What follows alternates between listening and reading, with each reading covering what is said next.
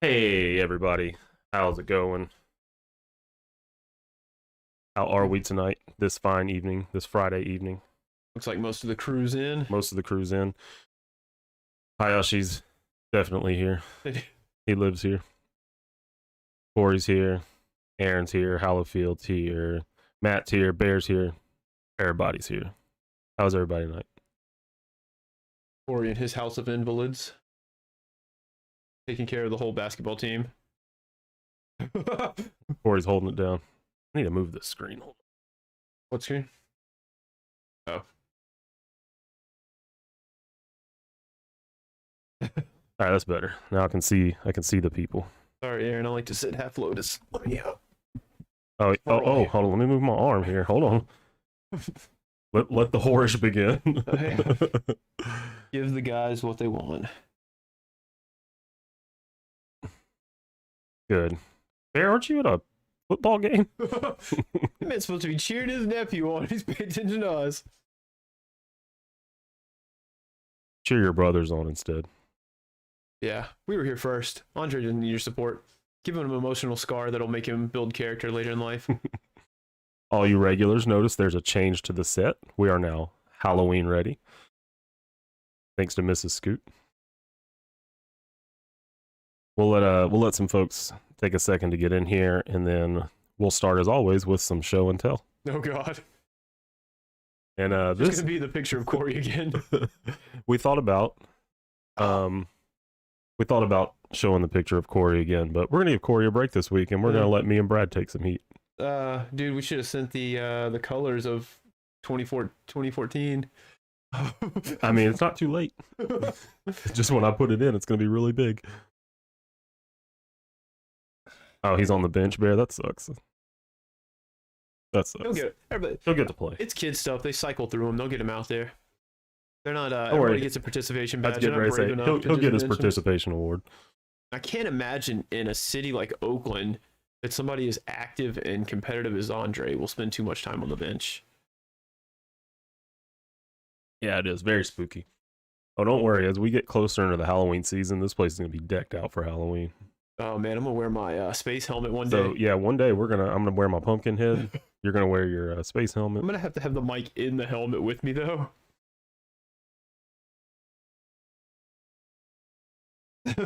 Dude, Brad's colors of that saved that picture. Wait, is that the one Matt colored? Matt colored it? Hold on, have I not seen this? You saw it last week, I thought. Yeah, never mind. Never mind, I know. Look into her eyes. Matt did his best work. He put everything he had into that. Left nothing on the floor. Left nothing on the floor. Jesus. H Christ. Oh my gosh. Oh. Those colors are amazing. And I love how you put the Wonder Woman logo behind her. It just made it. If we do a Halloween stream and people dress up, we got to find a way to stream them, like cut them into the video. I'm sure we can, like with StreamYard or something. Because I mean, like if Stegman can figure it out, if they can, we can too. And yeah, with Stegman with his non-superior muscles to Brad can figure it out. He's gonna get. Oh, do it again, Brad. Table. No, do it again. Throw him up. That's all for now. Oh, don't worry, guys. I have the Brad cam if you guys want to see his muscles later. Lipstick tattoo. Yeah, no. I had tried to offer to be Stegman's active Apple Watch buddy, and he said, "Oh, he'd destroy me." So he don't know Brad very well. He's not ready. But okay, I'll go ahead and get into some. First of all, we're gonna have a little story time. So before I get into this picture, oh God, so I have. Leading into the first picture, I have kind of a little bit of a drawn out story. So I'll start real quick. So some of you in the chat are married. Some of you may have girlfriends. Some of you may have a significant other. I'm going to tell you 3 ways you know that they're a keeper. And all these do relate to Mrs. Scoot. So the first one, the first thing we ever bonded over was sweet tea. Ooh. That's when you know you have a keeper. Someone was stealing her sweet tea from work, And I said in a very sexy voice, that must be some damn good tea. And she fell in love with me from there. Second, that you know you have a keeper. They walk into your room that's full of Star Wars stuff and they say this is amazing. And don't run out. Don't get a restraining order. Similar thing I use my Godzilla mantle for. Exactly. See it right when you come in the front door. If you get you're like, well, have fun walking home by yourself. So again, to recap, first, they have to like sweet tea. If they like sweet tea, you know they got good taste, literally. 2, if they walk into your Star Wars room and they aren't freaked out and think that they're going to be trapped. Number 3, if they walk in, if I thought you were geared up for your picture. if they walk in to a place where you hang out weekly at your brother's house, and they see one of your brothers like this, yes, in his boxers, playing Rock Band, and they don't think they're about to be captured or murdered, they are a keeper. That's number 3. Number 3. I have a reputation I have to uphold, and I did it that night. If your significant other matches those 3 criteria, you are good to propose right now. And this harkens all the way back to 2010. So yes, this is. I was 22 in that picture. so I was look the here, guys. supplest boy. Look at the quads. Those, or look at the calves. They weren't there yet. Those aren't. That's not the same. Let's put in Those some work. biceps. Those aren't the same. But that is Brad, albeit a shell of his self. So in my defense, well, there's no reason to defend myself. I have no shame. But our sister was singing No Doubt, and our sister is an introvert. And actually, so you can see her behind you. she was being shy, and I was like, well, the drummer, or I was like, just sing. It's just us, family and friends. And she's like, well, if we're gonna be bold, the drummer always plays in his underwear. And so, challenge accepted. Hands wife divorce papers. I'm sorry for it. Don't let your wives watch this section. Hashtag single squad. It's no problem, Hayashi. But now you know what to look for in a significant other. Yeah, it's. So we're not going to do any story yet. We're just going to bring this next one up. Yes. First of all, you're welcome. Second of all, yes, that is me.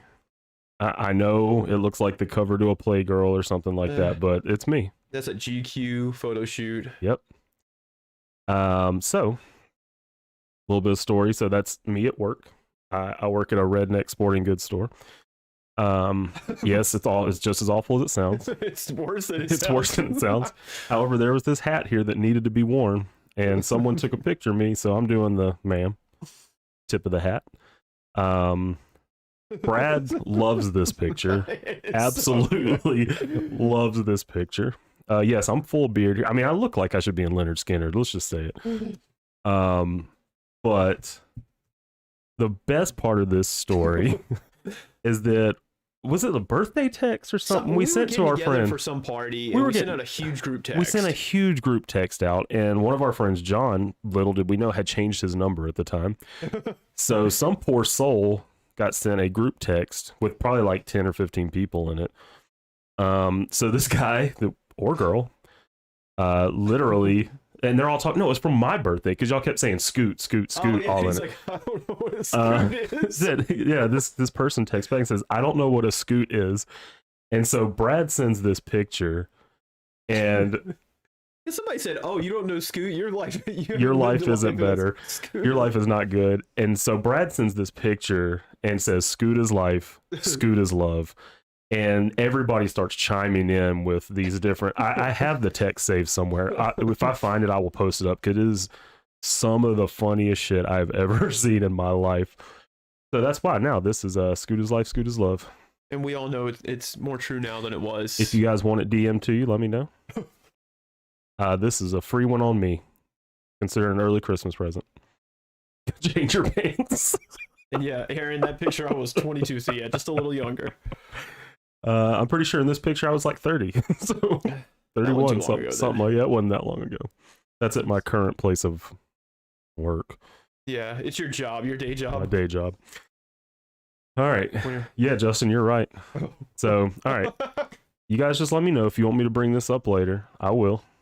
So, all right. That was our story time. Story corner with Brad and Scoot. God, we find more embarrassing stories. We almost put one in of me power bombing our other brother. That would have been a good one. Anytime we have fun pictures to show, we'll make sure to share them with everybody. So yeah, Corey, you got a break this week. And if you ever work with us and you have Brute Studios put on anything, you might as well just send over an embarrassing photo. Yeah, you do. We'll get going. Yep, you'll be part of the ship, part of the crew. Stop, Sophie. Flash flood in Oakland. Well, at least Abby's not humping All her right. on camera this time. Go out there. These dogs. All right. So I think that was the same group chat where after we started sending every messed it's up later. picture we Bring it up could, now. All right, real quick. So when we in that same chat, we found out there was somebody who didn't know us, so we just started spamming it with awful pictures. And the one I sent was a Japanese text-based adventure of a man having sex with a fish.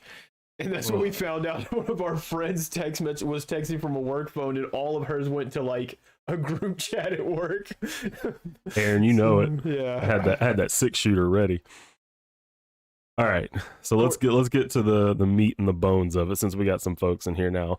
And like always, I see we have about 12 people in here now. So if you guys haven't said hey in the chat, say hey in the chat so we can say hey to you.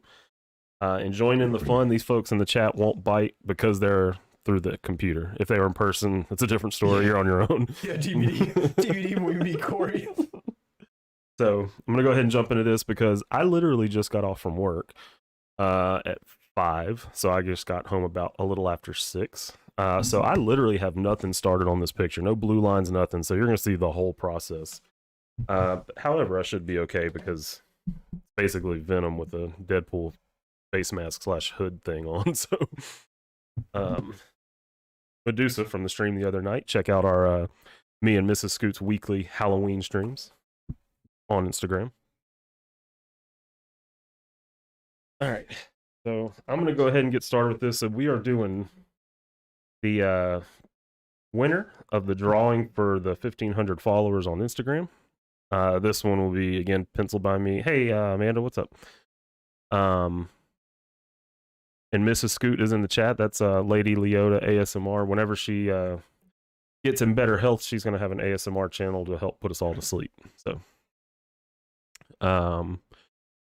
yeah, this is gonna be for the winner.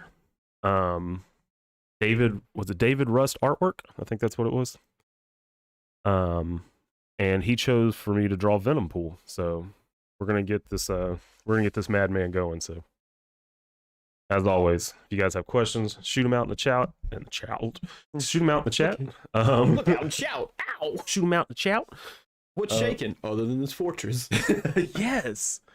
So let's go ahead and start that off. If you're in the Memphis area on September 28th and you'd like to go see Transformers with us, Transformers only movie, 86. the Transformers movie that only exists, the only existing Transformers movie, hit us up. I'm gonna go ahead and get started. on you in chat. What? That's the worst. We're Amanda, still- Brad, ban her. I can put her in timeout. Put her in timeout. We're up to 121 subscribers. We are actually gaining them as fast as we can, and once we hit 1,000, get the super chat and start. Yeah, people start donating. actually, what I need everybody to do, if you have an Instagram or Twitter, go right now, tweet it out, and put it in your Instagram stories that we're live. And then once he hits 1,000, and if we can raise 250 in a single session, Scoot will dab on camera, and we will. Nathan will have to be here for it.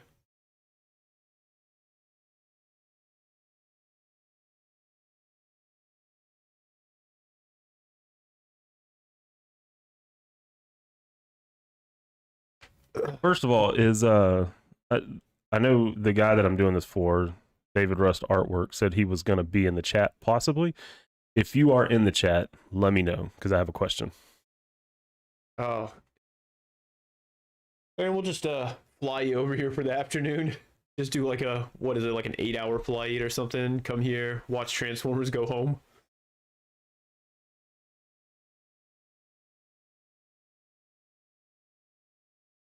Yeah, and Hayashi, just a little update. We're waiting on Scale to get here because we started a shipping thing. So once that gets here, we'll ship out your package. Yeah. with some stuff. Also, real quick, I got sent the proof of the Fathom cover today for final approval with the logo and everything on it. It looks freaking killer, guys. Also, they're going to be showing that cover on the Aspen Comics Facebook Live that they do on Tuesdays. So if you can, go check it out. It's going to be freaking rad. Rad may be my new favorite word. Rad has been coming back into fad, and I'm okay with it. But yeah, I'm like you. I just came straight from work. I didn't prepare anything today. We'll wing it. Yeah, we're just gonna wing it. Brad and I both work We'll let today. Aaron and Corey start a fight in the chat, and we'll play off of that. Yeah. Yeah, the cover looks very good. There's a lot of good artwork. And maybe because we grew up with the comic, but Scoots really has a good feel for the Aspen, for Fathom. And it was really cool to see the logo on there, to see it said Scoot Starnes variant, and it does. I'm glad, because usually, like, whenever we do any kind of proof, they send it back with a C, and we're like, nah, K's intentional. Yeah. Like, I even wrote, when I sent Gage the comics to sign, I wrote your name, and I was like, if you personalize it, that K's intentional. Like, so make sure. That man said Rad is just Brad without the honey maker, the bee. That might be the most clever thing I've heard all day.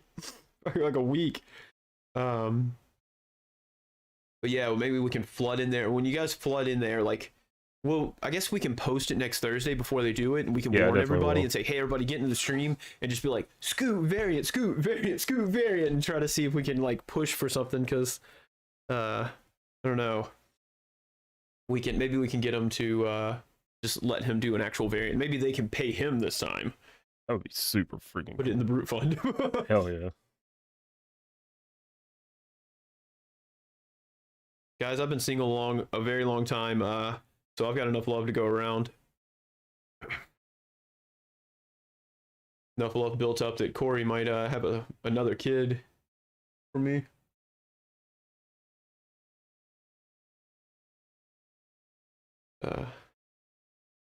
What's everybody been up to this week? What's the plans for the weekend? Run 20 miles tomorrow. Yeah. Brad's actually spending the night over here tonight, so he can wake up early and go. I've learned from experience that, like, me and Scoot never close this out and then just, like, leave. We sit and talk for a minute, and we sometimes review the videos and kind of go over stuff, trying to always constantly improve things. And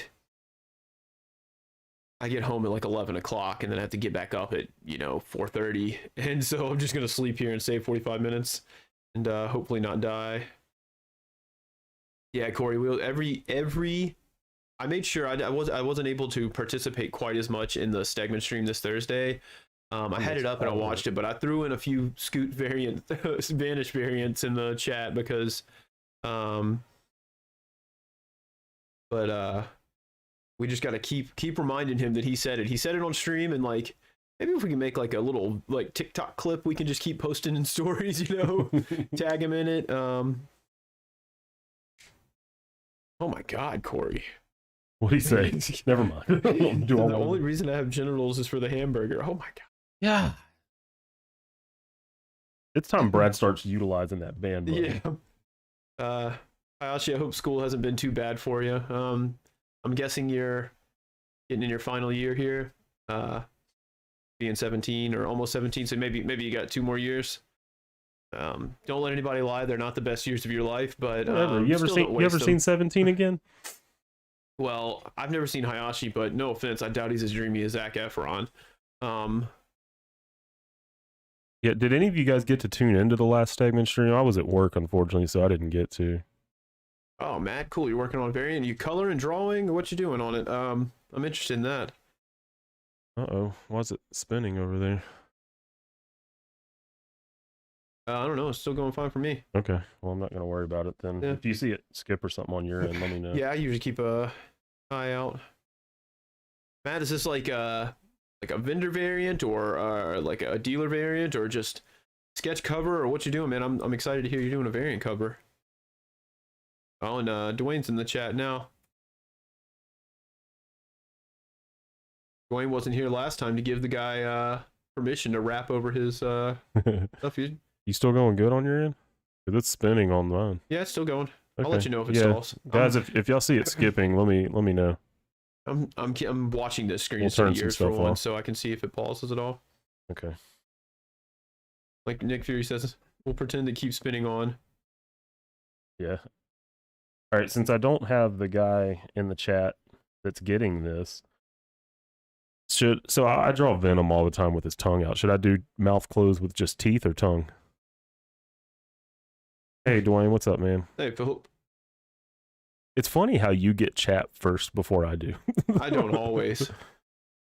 Well, I guess weird. Yeah, it's lagging behind now because normally I see it pop up on yours in like a second later. Yeah.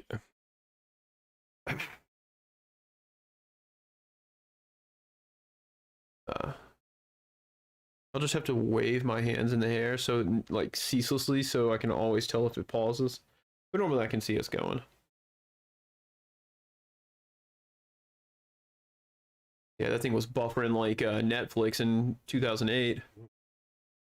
Hope not. If I was ever to turn into like a Punisher or become like be a real American and do a mass shooting, Oof. it would be because of a buffering screen.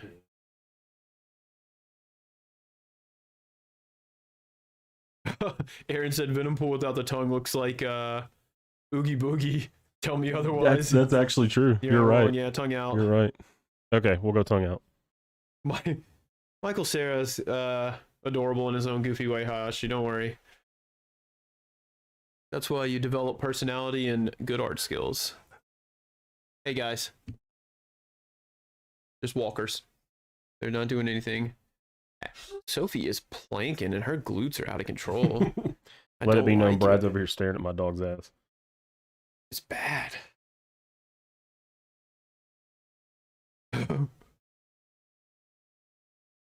But hey, drawing Oogie Boogie, this could turn into a spooky stream real quick. No, and then you'd have to redraw. No, you better draw Venom Pool. You're on a deadline. You've got a couple more weeks to draw stuff, and then we're back to pages. And we're almost I'm almost done with the B movie B movie the B movie Man. saga pin up, and it's looking pretty freaking cool. I'm happy with it. Yeah, we could show that off later. Yeah. Because it's not a secret or anything. We've been posting. Actually, I meant to post a teaser of it earlier.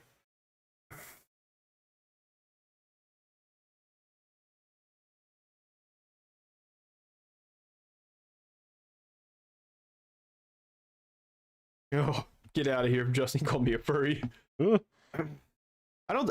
They're not anthropomorphized, so I'd just be like, it'd just be bestiality at that point, which Yeah, get it right. may be worse.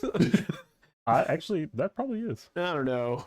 2020. I always say 2020 is the year that broke me because like we saw furries emerge early in the early 2000s, where we're like, we saw them at Akon and stuff like that. And we're like, wow, these people are dressed up. And then it was all like sexual connotation at that time. Like it was just like a sexual subculture. And now people just are in these strange like enclaves I don't understand. And they just hang around in their suits. And then like 2020, we got all these Epstein, child molestation, sexual misconducts, rapes, and all this stuff. And I was like, you know what? I don't get furries, but if it's consensual at this point, I don't care. Yeah, at least they're not hurting anybody. Yeah, they're not hurting anyone. I'd rather not hang out with them, but you know what? If you're having good, clean fun in your very hot fur, like carpeted suit. I thought you said hot as in like sexy. No, definitely not that. But I think bestiality is legal in Mississippi, but we're in Tennessee. Yeah, Corey, do you have his number, like, or did he give you a wrong number like Scoot did? Because we need to start blowing Iker up to do some color. Because like his little colors, like the flats he did on the B movie saga color, were exceptional, and I was super pumped waiting for the next one, waiting for the finished product. But he's also, I know he had a little like health scare with him and his wife, and then I don't think anything serious. I think actually it ended up not being serious, which was the good thing. But that was a couple of weeks because I didn't even get to meet him in Florida when I was down there. And then he also is like, I think he's like CEO of his new company by now. So Uh, Dwayne, it's okay. They changed their flag. Mississippi can have bestiality still.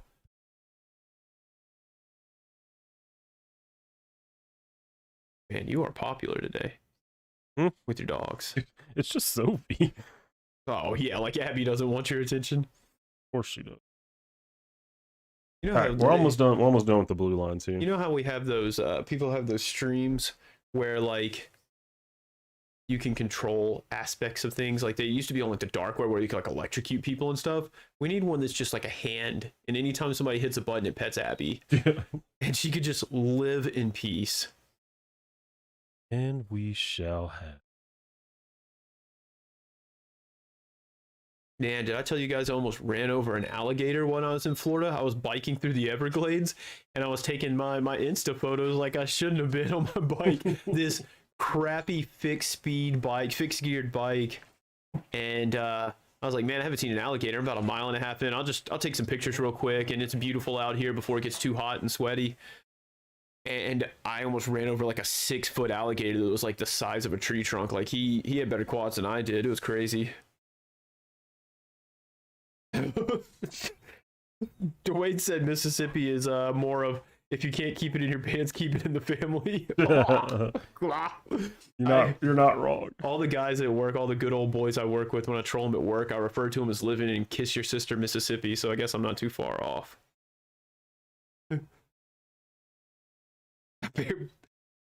Bear, I was trying to get everybody to buy you a bike for your birthday because Bear bought this like.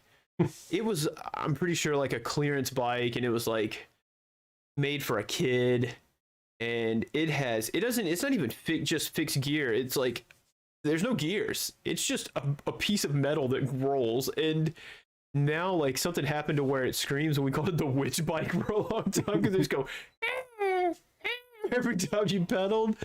And that thing, like, of everything that survived your house fire, why did that bike make it? I wish Andre had kicked the door down and thrown it into the fire. Yeah.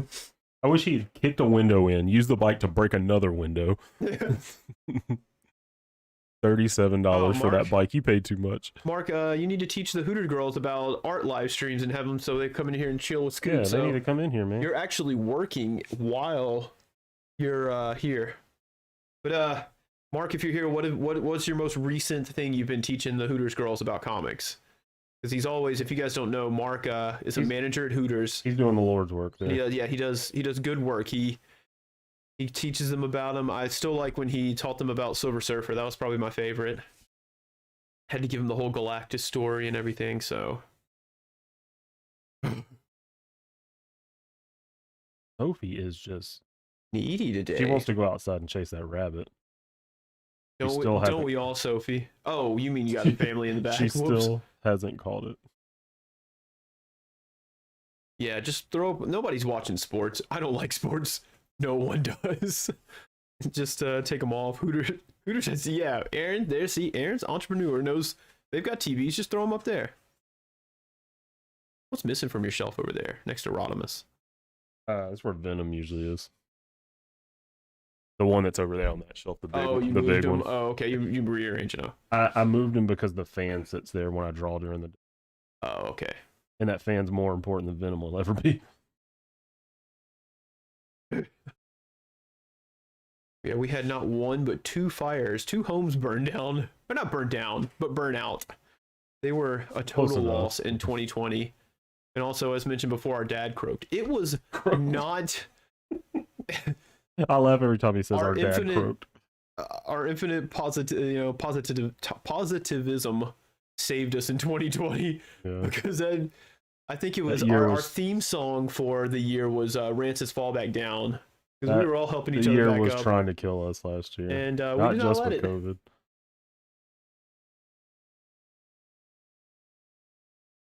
I can hear her. She moved in here. She moved from me in there to Ashley. Oh.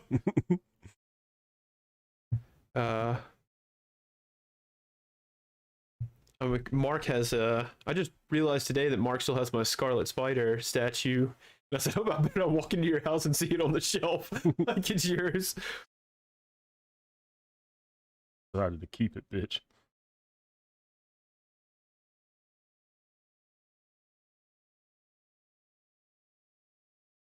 Um,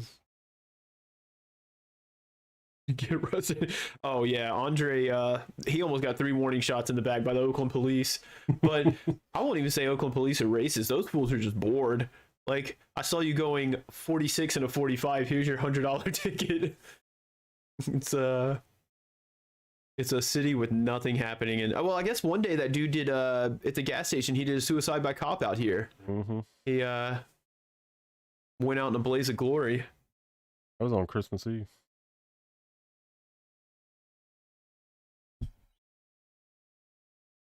Sophie, give it up.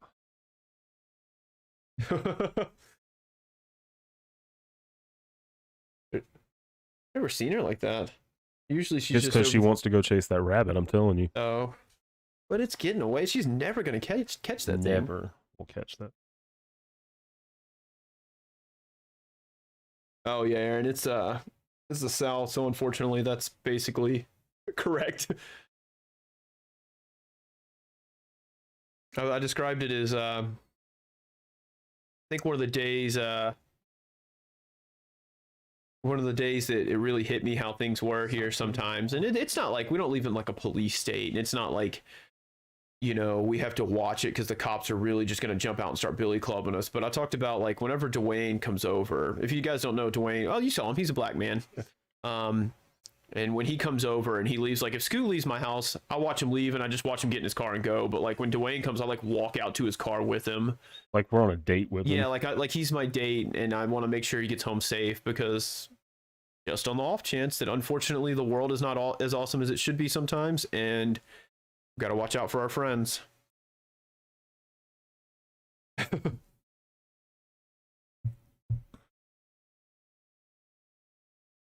But Dog is driving me. the dog.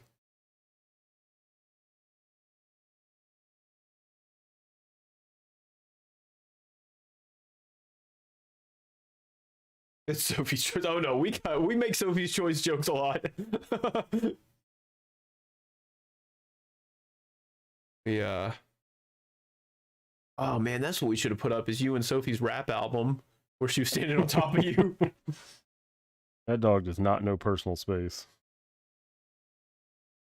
Oh no, Bear, you're right. Midtown, where I live, is super safe. Like, we go out there and we're probably like my run group, the Trail Trippers, which I have a tank on, which you can't see. But we're actually planning to do a run on New Year's Eve. We're gonna start running at about 7:30, and we're gonna run a marathon, so that we'll be running and finish up close to midnight. And we're probably gonna do it in Midtown, because you can get out in all hours of the night there and nobody cares, and nobody bothers you. So, but still, it's still, the rule still stands. I still walked away now. Which, fun thing, if anybody likes the band A Tribe Called Quest, or the group, I guess they're not really a band, but we're gonna make shirts that homage the cover and say Midnight Marathoners instead of Midnight Marauders. Should be a lot of fun. Cool. Oh yeah, well, Corey, you've told us some stories about when you were a teenager and then you were in a band, and you look like a pretty big ruffian with all your tattoos and gaggle of children running around. I don't. Does Iowa have cops, or is there enough people there? Not like the way you were driving the other day. You don't worry about them too much. Yeah.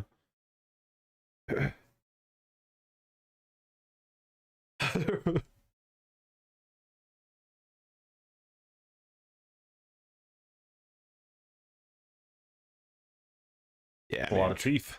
Yeah, Aaron, Tribe's super good. That I was in college when they dropped just their most recent album, few years back now. The We'll Take It From Here, great album.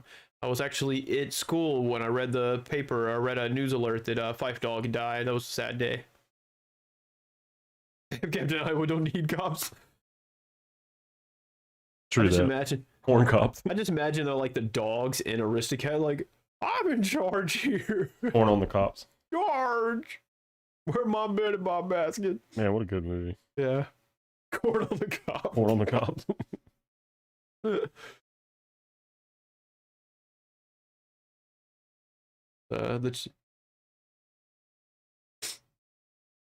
Yeah, We'll Take It From Here. Thank you for your service. Yeah, it's such a good album from beginning to end. And then, like, Andre 3000, went and did like a bunch of different music, which was fine because like his album from Love Below Love Below was great, and then he did a lot of acting. But every once in a while he'll come back. Like he did the three artists one song thing for Converse with Damon Albarn from Gorillaz, and he just comes in and like throws down some verses and raps better than most people will ever do in their life, and then just disappears again. Just comes off his ivory tower, swoops down, flows, and leaves, and it's awesome. Like a 14-minute rap with Gorillaz, and it was great. Since we're on the subject of music, what's everybody's favorite kind of music? I don't think we've really gotten much into a music conversation before. Just my favorite is Transformers '86 soundtrack by Lion Entertainment. Yeah, hell yeah. Instrument of Destruction will be our first like brute summit around the campfire, Kumbaya. Instrument of Destruction. I love that song because it's just like a regular song, and at the end he's just like, I'm gonna scream.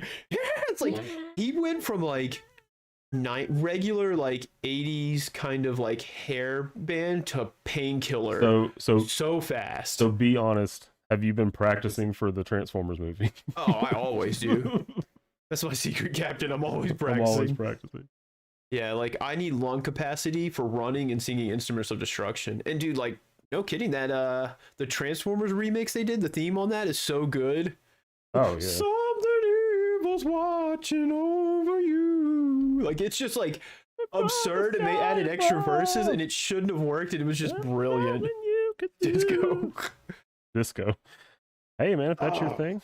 That's cool. You met Outkast. Our friend Dwayne met I don't know, he didn't meet all of the Roots. I think he met Tuba Gooding Jr. or maybe Black Thought. He can tell me, but he met some of them at Music Fest, which was super cool. Yeah, like my Bear's right, get your voice ready. Like that day before and after, we're gonna have like hot tea with lemon in it just to help us, and honey just to help soothe our throats. Guys, don't let Dwayne fool you. Dwayne's favorite type of music is music. Yeah. That guy listens to, like, there's some people, like, I'll listen to an album and think, hey, Scoot would enjoy this. You should listen to this. And he's like, okay, I'll check it out. Like, when I started listening to Blood Red Shoes, I was like, hey, man, check out Box of Secrets. It's kind of like punk, but indie rock. You'll enjoy it. You know, something, you know, hip hop comes out. I might hit Bear up. And I, like, if I listen to anything good, I'm like, hey, Dwayne, this came out. Listen to it. It's pop. Or, hey, here's this weird country album I found that I enjoy. Check it out. And he's like, I've already heard it. Like, all right. Dwayne's got spurs on his boots, and he don't give a hoot.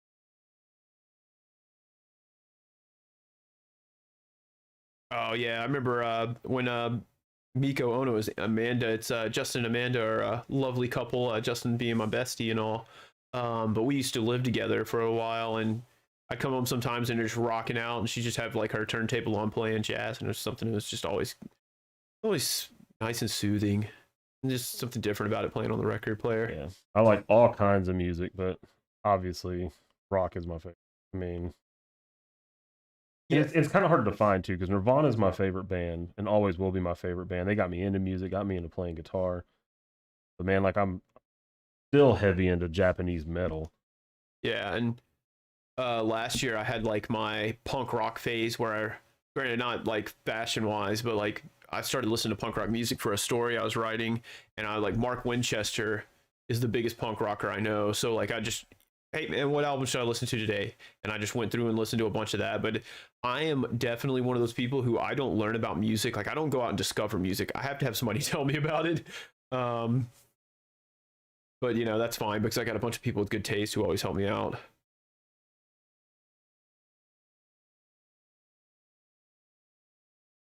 Dude, yeah, I always like people think it's hilarious when they see Scoot or hear, you know, like you listen to Nirvana or whatever heavy bands you listen to. Like the man went to a Metallica concert, and but Taylor Swift, I mean, Taylor Swift, everybody likes Taylor Swift, and I think like, I mean, as far as I know, she writes all her own music and all her own lyrics and stuff. Like she is a true. Something else I respect about Scoot is he hasn't liked the last couple of Fratelli's albums, but he also expressed displeasure when he didn't like Taylor Swift's new album. You know, it's not bad. Me. I'm in. I've won. Like you can make whatever music you want. I'll listen to it all day. I said everything but vaudeville music. Yeah, I think there's something in every genre that I can get behind. Yeah, and that's the thing is like, it's almost like saying you don't like wine.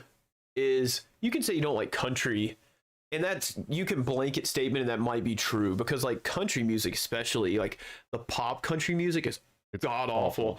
But man, I'll still listen to Garth Brooks. I'll listen to old like Kenny Rogers and stuff like that. Yeah. Old like more like cowboy Folky. western. Yeah, cowboy western. Yeah, it was like an offshoot of folk is really good. And then like Jacob Dylan came out and dropped that album Women in Country solo. I love that album. It's old now, but it's just like him like doing his own little folky take while not imitating his dad too much. Great stuff. Which one? Your dad's Bob Dylan. That's gotta be. Yeah, like I'm surprised he didn't go with a pseudonym, but he also started under the Wallflowers and didn't Yeah. promote his name. One headline. But yeah, I like to write to different music, and even if like sometimes I can't write, if I'm getting too intense, I need something either in a foreign language or I need it to be instrumental, so I can't like video game soundtracks or orchestral music. I love like I listen to orchestral music all day at work. Was it classical KUSE out of California? But I still like if I go for a run and I'm like, all right, I need to think about this story. I have a playlist for each of my series I'm writing, like the Atlas Beetle. It's called the Atlas Beats and Rhymes, and then it's the B Music Saga instead. Nice. Just stupid stuff like that. But I've got stuff that when I hear the songs, it takes me into that story I'm writing, and so I can channel it into it. Yeah, when I draw, I'm mostly drawing in like Nintendo music. But Yeah. if I'm listening to something with words, honestly, it depends on what I'm drawing. Because sometimes, like if I was drawing this by myself, I would have metal music on. I gotta be thrashing when I'm drawing Venom. But I listen to Lord a lot when I'm drawing. I like Lord. Her new album's so Yeah, good. and I gotta listen to it. It's I still, man, I've listened to it a couple of times. I try not to judge things until I've had time to absorb them. Mm-hmm. Her new album is good, but I still, man, the first one's so much fun. Yeah, And then I it's really love Melodrama. Really solid. But then like Yeah, I like drawing to Lord. Of course, I draw to Taylor Swift because man, that poppy music. Like when I start singing along with music, it just all of a sudden damn, where'd the time go? This page is almost done. And then before the stream, me and Brad always listened to Disney music. yeah, we Oh, yeah. start with Oodalali from King Duffy's music is king right now.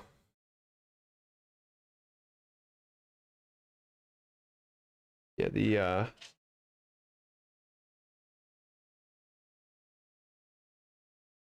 I'm with you though. I pull music from everywhere because like my favorite band is obviously the Fratellis. I mean, a whole series is named after one of their songs, and there's uncountable amount of references in our comics to them.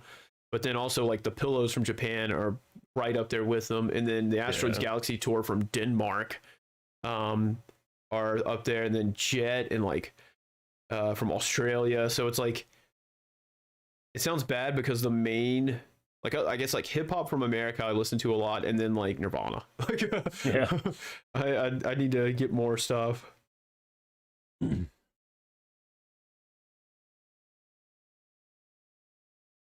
This is just a head sketch, right? Yeah. Maybe a few tendrils or something. I'm not doing any tendrils. They'll just have this little bit of neck, Oh, okay. shoulder kind of. That man does nothing but shoulder shrugs at the gym. Yeah. Dude, his neck is huge. I kept telling myself, like, all right, when you draw him, because I'm not a fan as much of monster Venom. I like the Mark Bagley Venom where he has a strong body and a strong neck, but it's not like Hulk, you know. But this dude right here is basically Hulk and Venom with a Deadpool mask on. Man, he's gonna drop the Christmas album on Halloween. Oh, hell yeah. Hey, Esquivo, what's up, going on, brother? Gabe? Dude, your commission's still open? Because I've thought about it. I haven't bought new art, and I was almost gonna do it when I was down there. Just tell you if we met up when I was in Florida, just like, hey, bring your original art. I'll bring my wallet.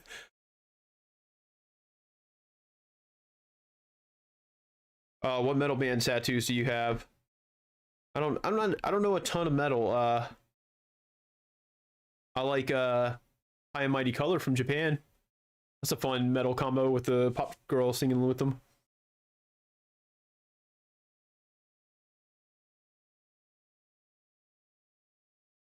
I like that Dwayne's gonna drop his Christmas album on Halloween. Like at least he's waiting until Halloween. It won't be like in stores where he'll set it, set this Halloween section on October 1st.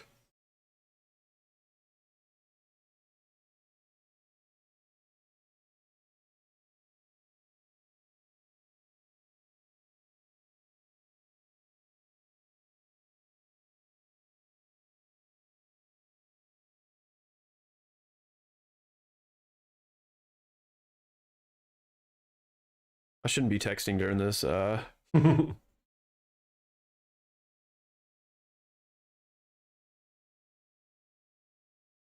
guys get on Brad to pay attention to you. I'm sorry. I'm the rock star here. I'm supposed to be catered to. Dude, waitlist, yeah, man. Man, I don't even know. Like, I'm trying to think of the worst thing to give you so that you're just like, because you're so detailed, I want to give you something that already inherently has a ton of detail so you can go even crazier. I keep a list of stuff I want to do commissions of. Let me see. Did your commission list fill up? Dude, do you do monsters? Because you could do a fucking rad Shin Godzilla. Oh yeah. God, just all that scale and skin, like that radiation burned skin and his messed up teeth and eyes. Oh, or like Sam Gideon in the ARS from Vanquish would be crazy. But at the same time, I'm like, man, we could do like a doppelganger 6 arms of detail. That would be super cool. Oh, that would be cool. I've been wanting a doppelganger commission for a long time. Witness me.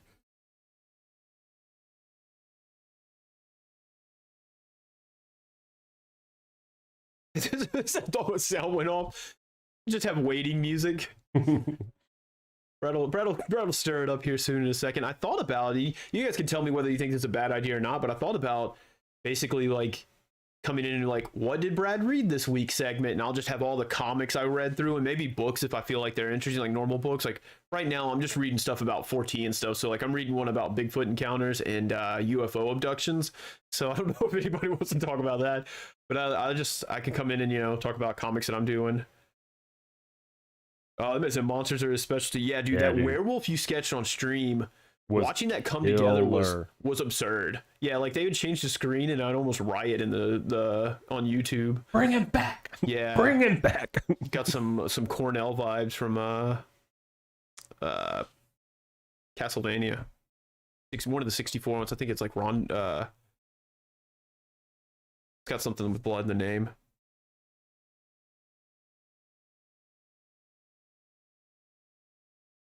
I love drawing monsters too, dude. Yeah, he Gabe missed your Medusa, but dude, when he posts that up, Gabe, I'll put it back up real quick. So we need to you and Gabe need to do one. You guys could have done a monster together. Here's the Medusa. It's still not done because I still got to finish her hair, but man, but looking at her, I'd risk being turned to stone. Like, old girl can give me a run for my money. Yeah, she got a little stacked action happening.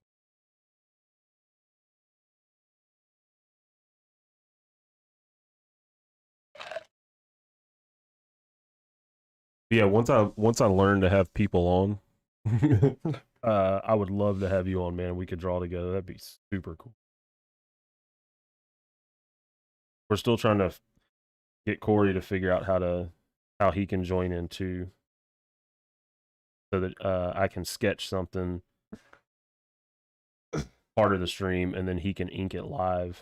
Yeah, we had Valia helping us with that. He was giving us some pointers, which. God, Valia was awesome. That stream was so cool that he did. Like the bunny stream. I'm waiting for him to post it so I can post Skank 1, the bunny he drew for me. It's so good.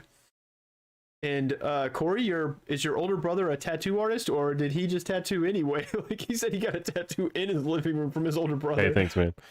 I love drawing up. I'll tell you, folds and fabric and stuff used to be a weakness, but I forced myself to like sketch it a lot and learn it a lot. because the B Movie Saga story that we're putting out, Brad put Collins in a dress, and I didn't want the whole thing just to be form fitted because that not much of her character, but and I love the movement in fabric. I mean, of course, David Finch is the master; like he does it perfectly, and I love seeing movement in fabric. So.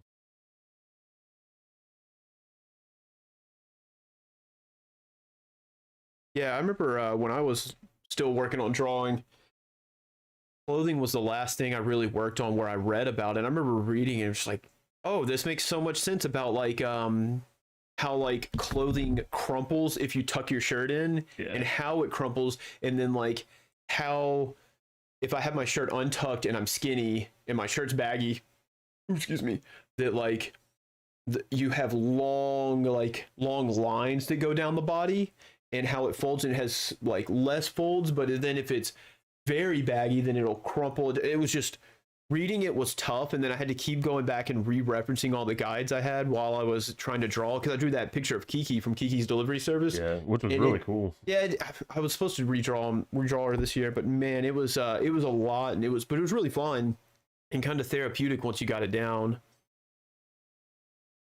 Oh my gosh. Aaron is getting out of control. He said his brother just did it, not a tattoo artist. Oh my god. He's got one like Steve-O got, where they did a tattoo in the back of a Jeep while they went off-road. That guy was too much for me.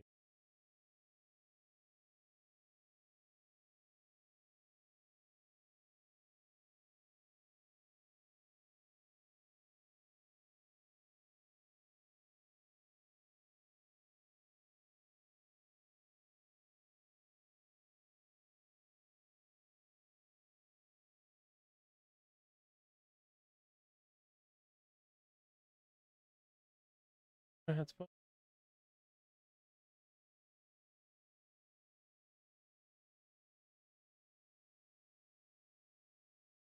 I bet you were like, somebody's like, hey, the guy won. And you're like, all right, what's he gonna get?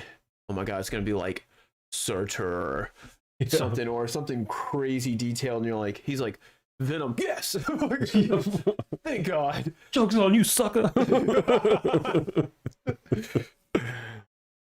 He called them basement tattoos. So me and a guy I run with, we both, neither of us have tattoos, and we said that we always think about them, and we never follow through. And so we said, hey, how about in the fall, after we run our first 50K, we'll have a little downtime, so we'll get a tattoo, and we won't be sweating as much because it won't be summer, so we'll get our tattoo then. And then so we kept it packed, so hopefully sometime at the end of this year I'll have my first one, but it will not be a basement tattoo. I don't want any of those stories. It'll be an upstairs tattoos of basements. an upstairs tattoo. The pentagram on my right palm. How is, like, I feel like Iowa, like people in Iowa see him and like, oh no, it's the devil, like the satanic panic of the 90s. Thank God. Panic. That's what it's called. Of the late 80s, early 90s. I'm very happy that he didn't live during that, because they would have like chased him out of town with pitchforks. They don't do that now. Oh, well, I mean, he's got his whole family to back him up, and he said his wife's fiercer than he is, so Mrs. King's the goat. Mrs. King goat.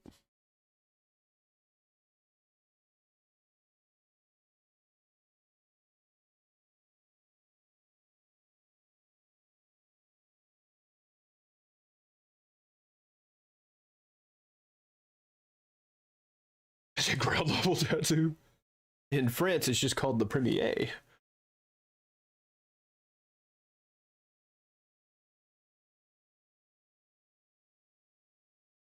It's mostly worn off by now. What? God. Man, tattooed you with crayons. Sometimes, like, he sends us pictures of him with his kids, and they're just so wholesome, and they're adorable little children. And then he tells stuff where I'm like, he's one of those people where, like, 50, you know, he's going to be like 50, and his shady past catches up with him, and he has to leave his family that he loves behind to deal with the skeletons he thought had been buried forever. And like, that's sometimes. So you're saying Corey's an episode of Unsolved Mysteries? Maybe. I don't know, Unsolved Mysteries, because hopefully he'll come back, but I said pitchforks only. They're too busy harvesting. Iowa pentagram. That is wild to me. The Slipknot is from Iowa. It's wild to me that Iowa's a state. We forget every once in a while. I was looking at a motorcycle that was on sale in Gutenberg, Iowa, and I was looking to see how close it was to Corey because I could like run up there, you know, fly in, and he could drive me to go get a motorcycle and ride it back.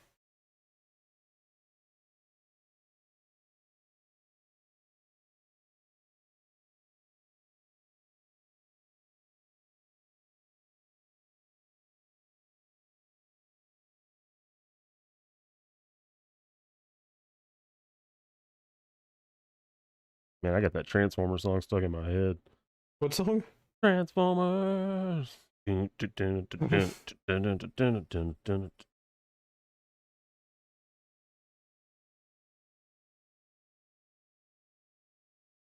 if Corey quits John Deere, the place is gonna collapse. Fuck 'em. Oh yeah. Professional child wrangler and inker extraordinaire. So somebody at work today, they quit or put in their 2 weeks. And they looked at me and they said, "So when you getting out of here?" I said, "Oh," just took a deep breath. I was hoping you'd come back from vacation and like I should have just come in there with like a boombox or something and had Rage playing where it's just like, fuck you, I won't do what you tell me. And you're just like, why am I getting so angry? And just throw you over the edge. And then like have all that's what we'll do, guys. We'll all pass out, like we'll get the phone number to where Scoot works and call and just be the worst customer possible. And just we'll all slowly push him over the edge until he quits. Because dude, on your vacation, what'd you do? 3 commissions? I think you did. I almost feel like if you pimped out commissions harder and with your followers going up every day, you could almost live on commissions if you did it. You could. Yeah, I think my only fear at this point would be getting insurance. Yeah. That's okay, just don't die. Well, it's not for me. I'm not concerned about me. We live forever. Yeah, I'm not concerned about me. I'm glad you said boombox and not boomstick. Yeah, no, we not doing that. Like being kind. I quit. Oh, did I say it wrong, Corey? I'm sorry. It's there's a Haiti, Arkansas, but I think they call it High AT or something like that. It's very weird. Or I guess it's like the New Madrid Fall, which should be New Madrid. Yeah. In America, but especially in the South, we give 0 shits about how you pronounce stuff. True. What's this Steve Gutenberg? It's just a Gutenberg movable type. Make books out there. Bear said you can get on his insurance. I'm sure Apple has some crazy, like their insurance and like their health coverage and just how they pay for like gym memberships is so crazy. I'm sure they'd be like, oh, your brother needs insurance and his wife, yeah, all you have to do is pay $2 extra and they get like $6 million life insurance and coverage on everything. It's just wild.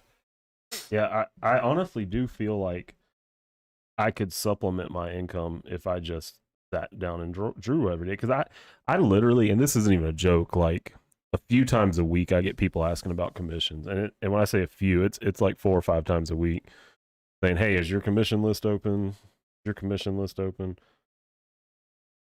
And I'm always like, "Not yet. Just keep an eye out," because I just don't have time to take on anymore.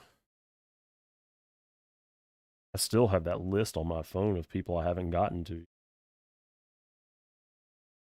I'm telling you, man, like, we won't discuss what Scoot charges exactly, but I think if you did like 2 or 3 commissions a week, and then I don't charge anything, do I, Hashi? Heyo. Heyo. He is a child, and I know that it's 16, 17. I sure as hell didn't have money to buy art, so he'll pay us back one day. Like, hey man, you remember when we gave you that free piece of art? I need you to draw a full comic for us. That equals out, right? Yeah, that evens out. When you convert it to Canadian dollars, it does.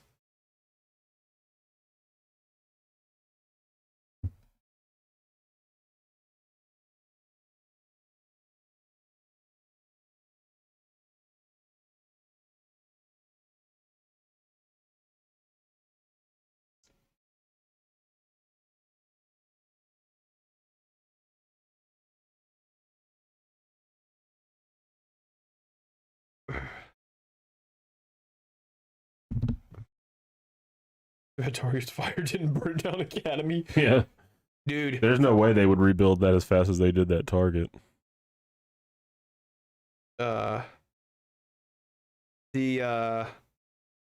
Thank goodness none of us worked at Target anymore. Granted, we were probably still high on the suspect list for that fire starting. Because we were all very vocal about how much we hated that place. It is, I get it. I still shop there. I'm not telling anybody to boycott it because I sure don't. But that place is a soul-stealing nightmare of a place, and it promotes it as like, yay, it's all helpful. But all they care about, and our other brother Brian in the chat described it best, is they want that place to be like robots, where if Scoot was setting an aisle, he was setting it up, and he fell over and died, the next robot would kick his body out of the way and keep working. And they don't try to do like competitive pay. So like a couple of times I was like, when I got a better job, I was like, hey, I'm leaving. And they were just like, okay. Like, what? Mm-hmm. You're not even going to try. Like, they won't cough up an extra cent to try to keep good employees around. And so they have this massive amount of turnover, and it really affects how, like, the work environment. And then it's like a lot of corporations where they can give you 1,000 tasks and you did 999 of them right. And they're mad that you didn't finish the one. And it's really just, I mean, that's retail a lot, but Target was just, like I said, by the end of it, we described our days as how suicidal we were. How low was it? Because everybody hated it. And when that was actually what like got me going to France, because I was so tired of the place and I needed to get away. And my girlfriend at the time had even like stopped me. It's like, Brad, you're not yourself anymore. You're not happy anymore. You're not joking around. She's like, you're not mean to me. You're not a bad person to anyone, any of your family or anything. But she was like, I can just tell you're exhausted and hate everything. And I was like, you're right. And I was like, I'm going to go to France and disappear for 4 months. And then I came back and just blew out of there. I didn't even try to get my job back. And it's just... Well, they weren't going to give it back to you anyway. Well, they were. They were just going to give me a $6 pay cut. Oh, my God. Yeah, Target sucked, but some of our best friends, I mean, like, it's funny because, like, normally in this chat, there's, like, 3 groups of people. And it's people from our Smash Brothers days where we used to play Super Smash Brothers Melee competitively. And then we have people from our Target days. And then we have people from our comic days now, which are our current era, like the Halcyon. Like, it's the current era we're living in is the comic phase, and hopefully will be the longest and go for the rest of our days. But it's always good to see like a mingling of people, because they're all good people. You know, John's usually in the chat. He'll pop in every once in a while. He lurks. But he's same as us. He's, you know, nerdy, cool, like Star Wars creative guy. So it's never like we wouldn't have cliques if we had a big party and all of our different societies came together. Yeah, they would all just get along. Yeah, I think Andy might be our last holdout. Yeah, the tongue on this was definitely the right way to go, bruv. Yeah, I think so too. Oh, and you guys, I won't be able to tag him because he doesn't do Instagram, but in probably a couple of weeks here, or probably maybe sometime next week, depending on how fast Corey inks it, we'll have the B-Movie Saga logo. We redid it, and Corey's going to do a nice digital link on it for us because he's a sweetheart. I could put up the pencil. Yeah, and then hold it up to the camera. I'm gonna make a post on Instagram that'll say pencils, not by Scoot. It's gonna be very weird, and then it's a family affair. Hopefully, all of you, if you can, you know, I've always liked that as we have a big family. We've always created together, and so even though Bear is doesn't draw as much as he used to, he still does great logo design, got some architecture background in there, and just that analytical mind that works well with that kind of stuff. He sent us a description of how he created the logo today, and it was like a vacant stare. I was just like, I gave up reading it halfway through. And he was talking about percentages and arches and curvature, and I was just like, sweet, you know, looks great. LOL. And he just like left the chat, but Iker understood it. John Iker understood it perfectly. But yeah, and of course, if you're not like us and have a family that creates together, that's okay, because there's a famous saying that says blood is thicker than water, but it's actually a shortening because it's supposed to be blood of the covenant's thicker than water of the womb, which means found family is just as important as your blood relatives. So we're here to be your family, just in case you don't like your own. We got a lot of found family. Yeah, found family's fine. Like, I've never seen Corey in person, and I only have like 2 photos of him, and they're actually just the mustache photo in 2 different sizes. But if he called me and said it's time to throw down, I'd be like, all right, when and where? Because hey, somebody pushed my kid down on the swing. Like, send me a picture. It's like in Django Unchained. They whooping little Jody. Point me in that direction. Yeah, the B's gonna be cool too. We're gonna do a smaller logo as well, in case sometimes Scoot's art's gonna be uncontrollable and on the cover, and we might have to go with a smaller logo, or we might even use it for a corner box. That'd be cool. That's a good idea. Let Bear shine on the quarter box. How are we in this? About an hour? Making good time. Yeah. You were concerned about this one, but this one's going to Corey for full inking, right? Yep. That's gonna work well with a Venom sketch.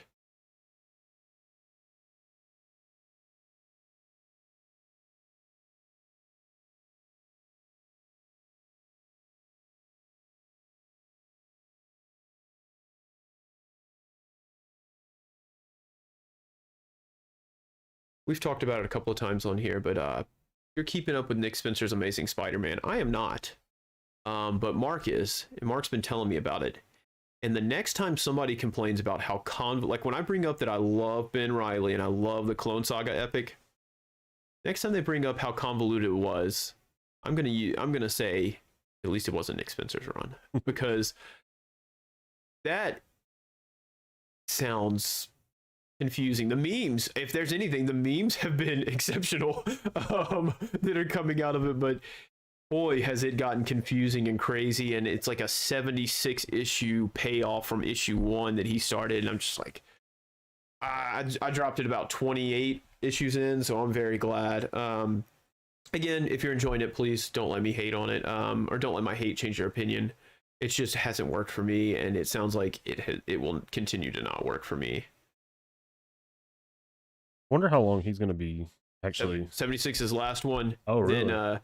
Then Zeb Wells, gosh, a few people are taking over. They're getting like 3 writers in, and they're doing Spider-Man Beyond, where Ben Reilly's coming back as the spectacular Spider-Man. I think I saw Iban Coelho did a variant cover for that. Yeah, dude, it looks so good. They even have they updated his suit to kind of be a combination of his spectacular Spider-Man suit and his Scarlet Spider. So it's like, it looks like his Spider-Man suit, but like the spider, instead of being big in the middle, is kind of smaller and up towards his like left boob, I guess, like his hoodie was. How his hoodie had the tilted spider and it was smaller. Oh, cool. Looks super cool. Oh, did you really, Aaron? I was always saying that is, I have once again, maybe my cross section, the people I surveyed for my Family Feud of how much people like Nick Spencer's run, is people haven't been enjoying it that much.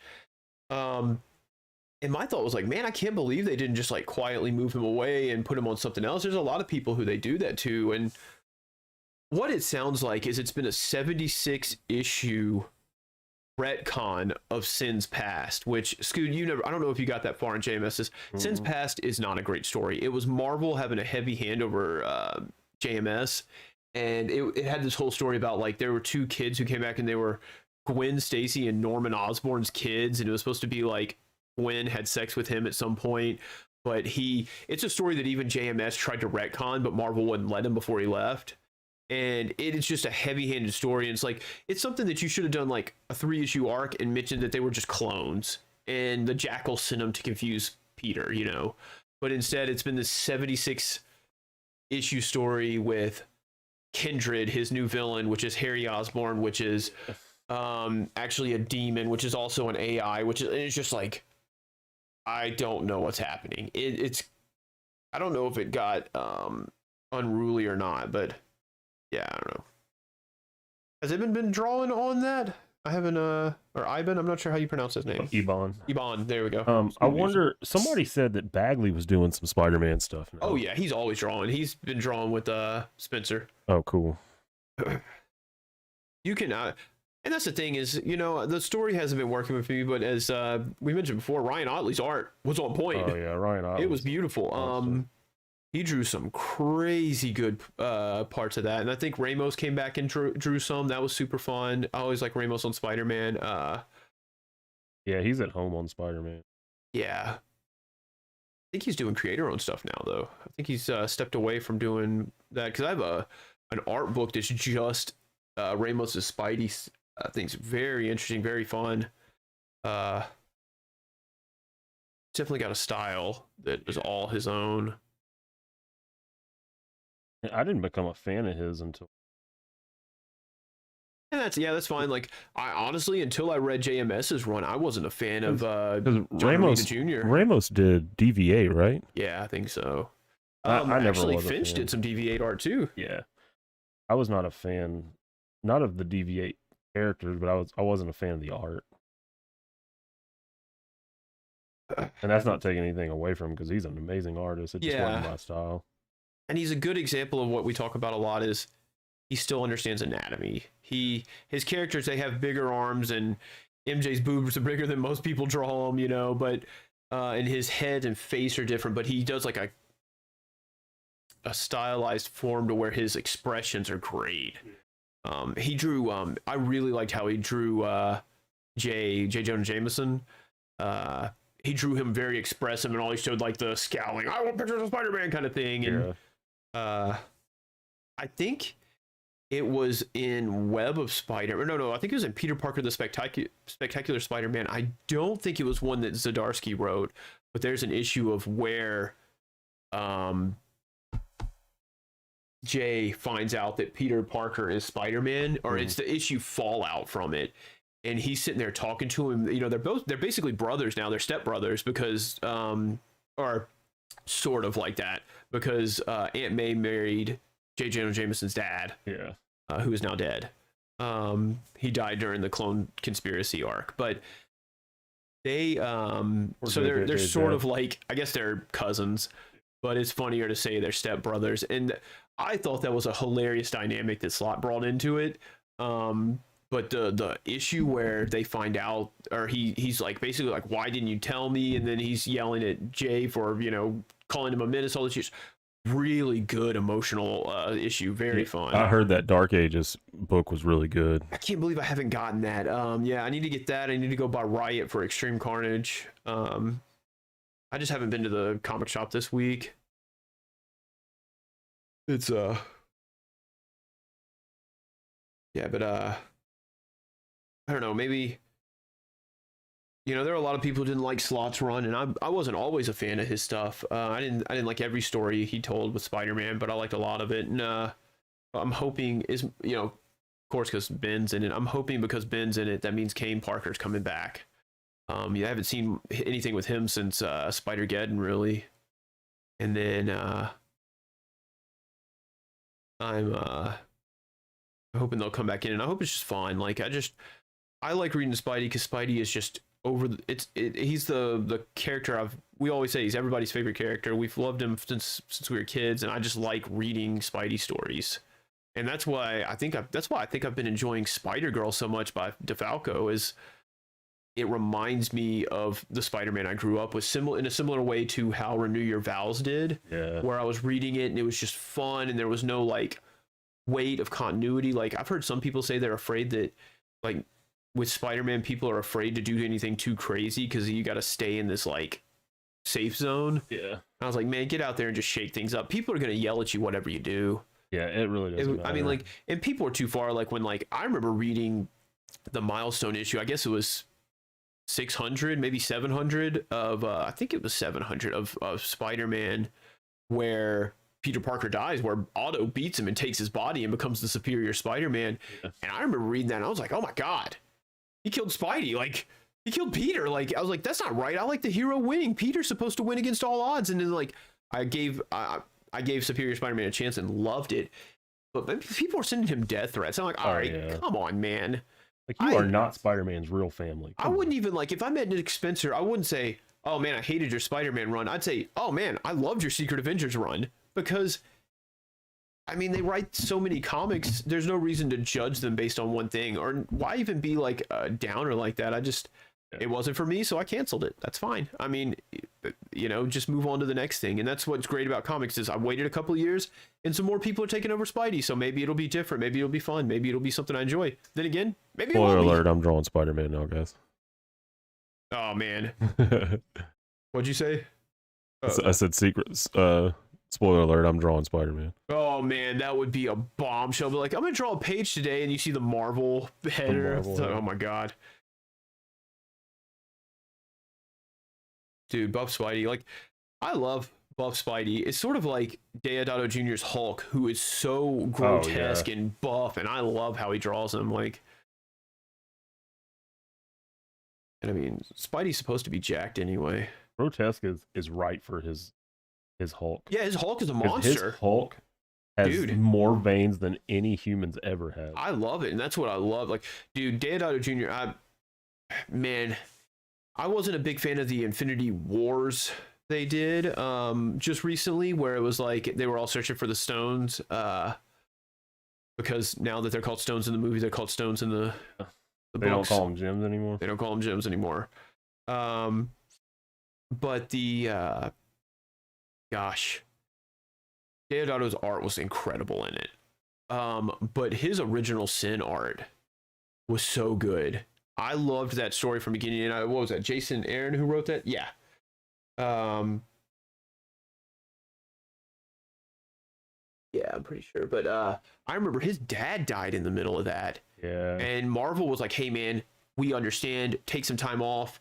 We'll get somebody to finish it." He goes, "My name's going to be the only artist name on this book," like on the collected trade, and he knocked it out of the park. God, that one of my favorite shots. Like, is it Griffin who has the Supple Boys who has the panel tattooed on him? Yeah. Like, I always was like, what would if you guys can chime in on this too? If you got a single panel from any comic tattooed on you, what would it be?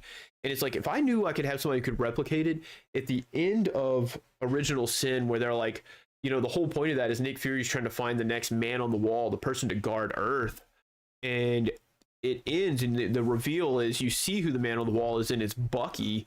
And he's like Winter Soldiered in like a spacesuit with this weird bubble holding this gigantic like Liefeld level gun. And he's just shooting aliens off of an asteroid floating in space. And it is awesome. It is what comics are supposed to be. That asteroid's too big to have a gravitational pull. How are his feet staying stuck to it? Who cares? It's a comic book. He's only wearing a space helmet. Why isn't his skin, freezing or exploding? It's a comic. Who cares? Who cares? He's shooting aliens with a sniper rifle from hell off of an asteroid. It's baller. And Deodato just sold it. And then like how creepy he drew Uatu the whole time, and that super good. It was just a super fun story. Yeah, Aaron, Wars and Warps wasn't my favorite thing, but definitely great art. And as we always say, if you read any project, you read anything, you can deconstruct it and say what you want. I mean, there's things where I've read like this story was great, but it was tough to get through the art.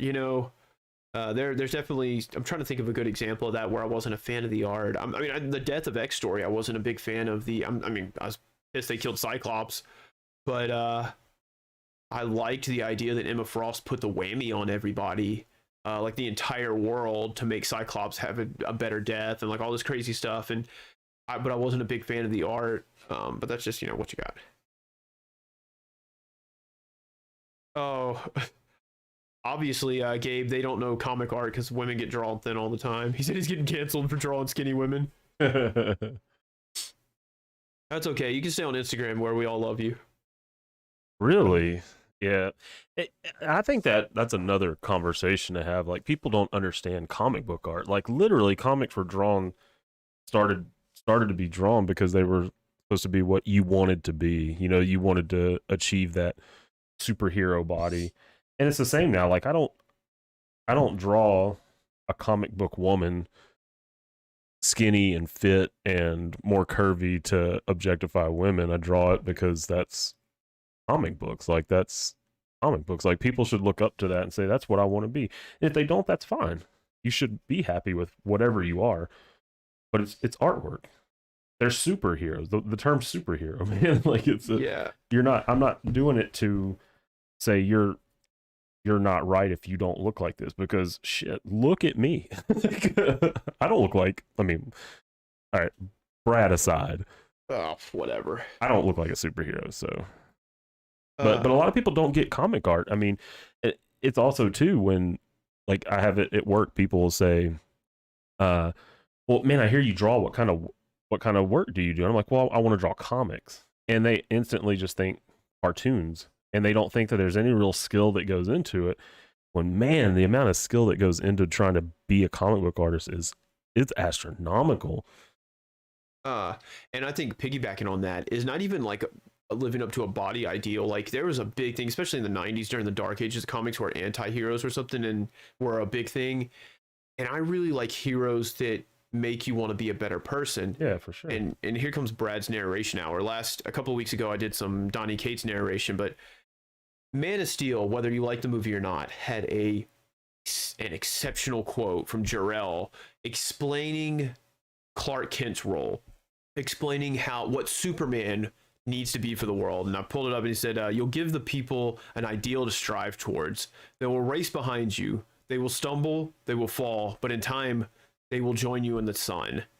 And in time, you will help them accomplish wonders. And like, that's what heroes I think are supposed to be. Is I always like a hero that, even if it's not like, when I'm working out, I like, oh man, I'm going to be Cyclops or something. Like you can use that, but also just, if you're nervous giving a speech in front of your class, man, imagine your favorite hero standing there with you. Captain America's there to help you out, or Captain Iowa will come in and help you feel better about yourself. Heroes are always, and all of a sudden you're winning a Pulitzer Prize. Yeah, we always put them on an impossible pedestal that they will disappoint us, but we try to put them up there anyway because we want them to be the ideal version of us. We want them to be the better version of us, and I really think that's why I like characters who are smart. That's why I like, even though like Collins in B-Movie Saga's foul-mouthed and disgruntled, she's still intelligent. I like that idea that you don't have to agree with everything about them, but you should definitely agree more with Captain America than you should Frank Castle. Like if people who relate to the Punisher, that's disquieting because he has a very skewed view of the world. And like, you can't have all of your heroes like that. Of course you can't have, like, if a book's full of Captain Americas or Cyclops, the straight character Boy Scouts, it'd be boring. You need Batman to play off Superman because they both envy the other person how they are, but they can't be how the other person is. And that's, I think, a good thing to play. But I've always enjoyed those characters, the people you would like to be. I don't know. Maybe that's the end of my story, but end of my segment. Yeah. True though. Hey man, 800,000 views. That's all you need. I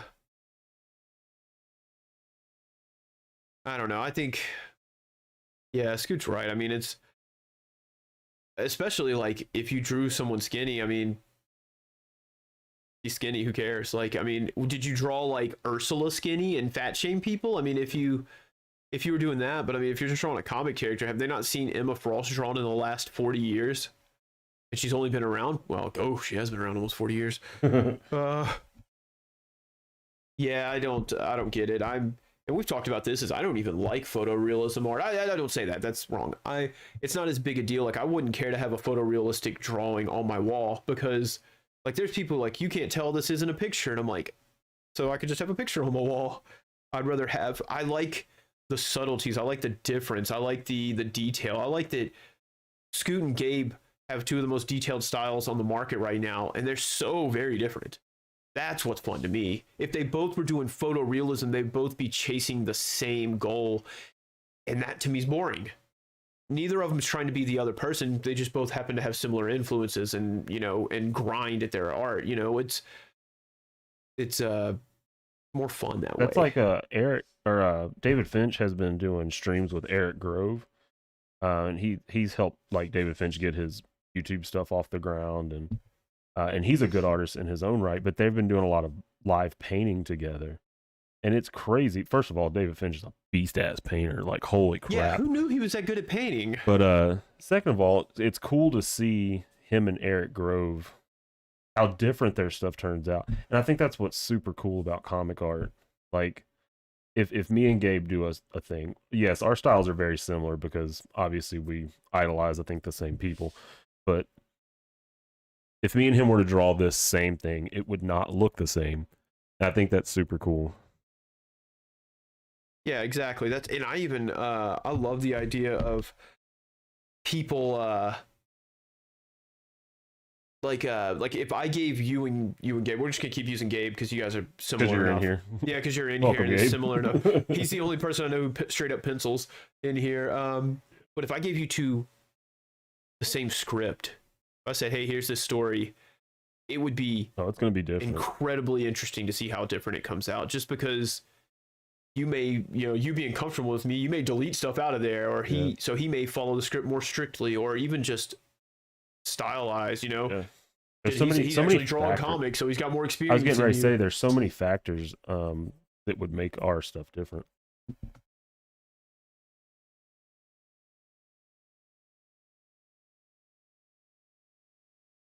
Matt's coloring some B movie saga pages. Oh yeah. First one, of course. Well, he's got all the references because I sure forgot to send them to him.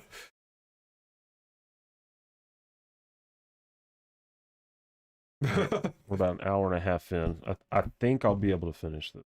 He'll finish it until I'm like, all right, man, you need me to ship it? He's like, no, I got to tweak a few things. Or I'll just, if I go past the 2 hours, I'll work on it till you guys are just tired of watching it. Yeah.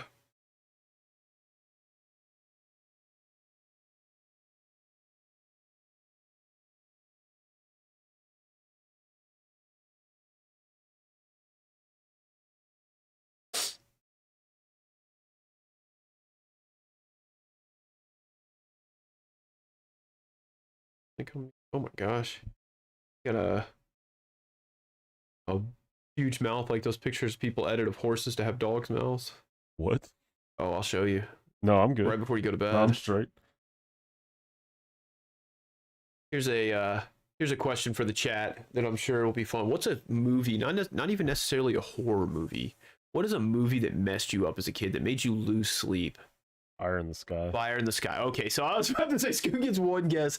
So of course, we talked about earlier, we like to, I'm reading books about alien abduction. Our dad showed us Fire in the Sky. And he's like, yeah, it's about this guy who got taken by aliens. He showed us too early. Yeah, way too early. God, we were probably like 3 and 4 or something. We were young. And He showed us Invaders from Mars too, and that scared the shit out of me. Fire in the Sky destroyed me. Like, I was horrified for years of that movie, and they'd be like, let's watch it. Until like I remember we were talking about scary movies, and my ex-girlfriend, I was like, hey, let's watch some scary movies. I was like, oh, we should watch Fire in the Sky. And I was telling her about it, how creepy it was, and I was like, I'm gonna go back and watch this again before we watch it. It's not scary anymore. Okay, good. It doesn't. I still haven't it's watched it. still got some good suspense, and it's still a solid movie. Like Agent Doggett nails it. But and then Travis Walton, the guy the story's based on, he's got a new book out explaining the whole thing, which is really interesting. I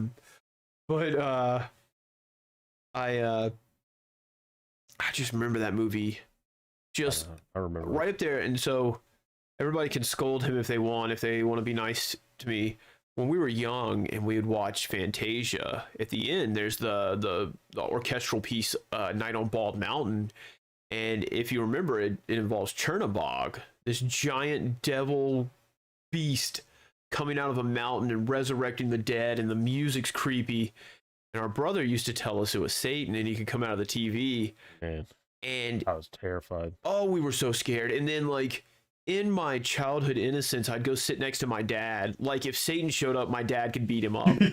Like, oh, don't worry. He'd try. Yeah, well, I mean, if Satan called him a son of a bitch, he would knock him out in one punch. But like, it's funny thinking back of that. But man, like, yeah, Fire in the Sky definitely was one that just shook us to the core. Just watching that dude get zapped, and then you got him in that pod. Watching him get abducted. Amanda said the tunnel scene from Willy Wonka. Ooh, That's a good one. It was creepy enough Marilyn Manson used in a song, but the rowers keep on rowing. They use the dialogue from that scene and a little from few other scenes in Tribe Called Quest album. We'll take it from here. Bears that kept you guys in line.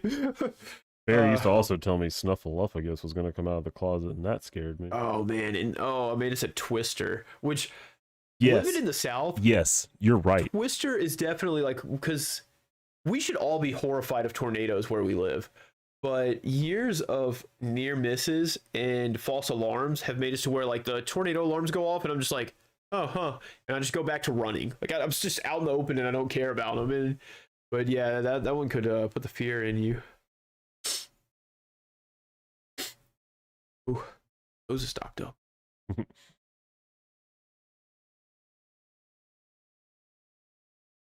I love Willy Wonka though. Gene, I don't care if Roald Dahl or however you pronounce his name didn't like it.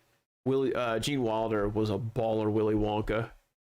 Just Man, that movie's a classic. yeah, how he comes out from the first scene where he walks out staggering and then just front flips out in front of everybody, and you're like, oh, he's a nice guy. And then you're like, Oh, he's kind of torturing these children, and then his like singing Pure Imagination while he looks like he's losing his mind. It's just incredible. But I don't know, his best movie might be Blazing Saddles, because that movie is out of control. Like, our dad was a very simple man, and he happily, like I'm pretty sure like Leonard Skinner wrote that song about him. yeah. Not simple in he wasn't intelligent. Simple as in he didn't care to travel. He didn't need to be rich. He was just happy having his family, and his humor was very simple. And that scene in Blazing Saddles where people are eating the beans and just start farting. Oh, he I loved thought it. he was going to have a heart attack the first time. He was laughing to tears. I'm sure he had a six-pack because his abs were on fire from laughing. And I wish we had a video the first time we introduced him to YouTube. Oh, We just showed him videos of like people falling or just falling stupid videos. And he made us close his laptop. He's like, "Guy, I can't watch anymore. I can't laugh anymore." Like we tuckered him out, and he just like had to go to bed and like recharge the next day.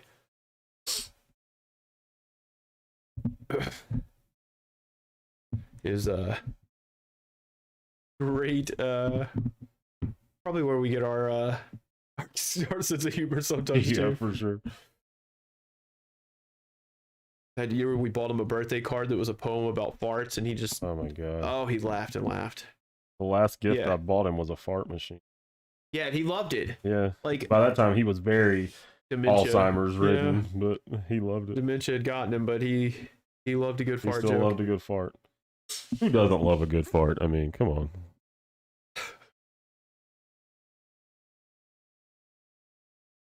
We've all been at work and, let one slide on a coworker, I'm sure.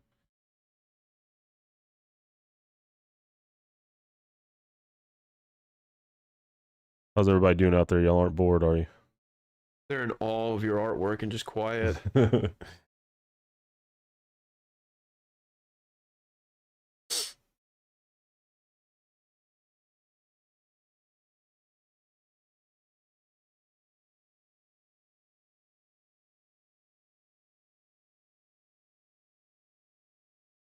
Oh yeah, pool parties a go tomorrow. Oh, You guys are gonna miss it. I'm gonna be at a pool party in my Speedo swim trunks. Trying to make people live in fear.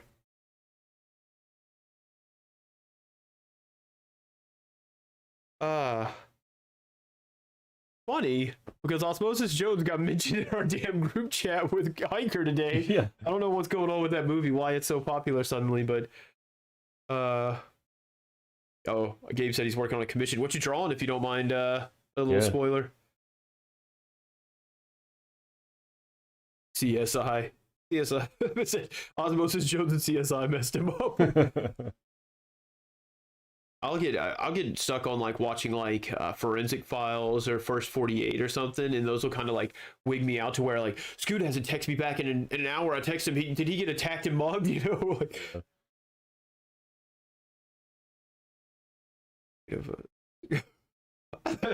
Amanda said I used to be afraid of the sarcophagus at the Pink Palace in Dude. Memphis as a kid. Yeah, you Yeah. talking about in that dark room? Yeah, Me that too. dark Me room, too. Yeah.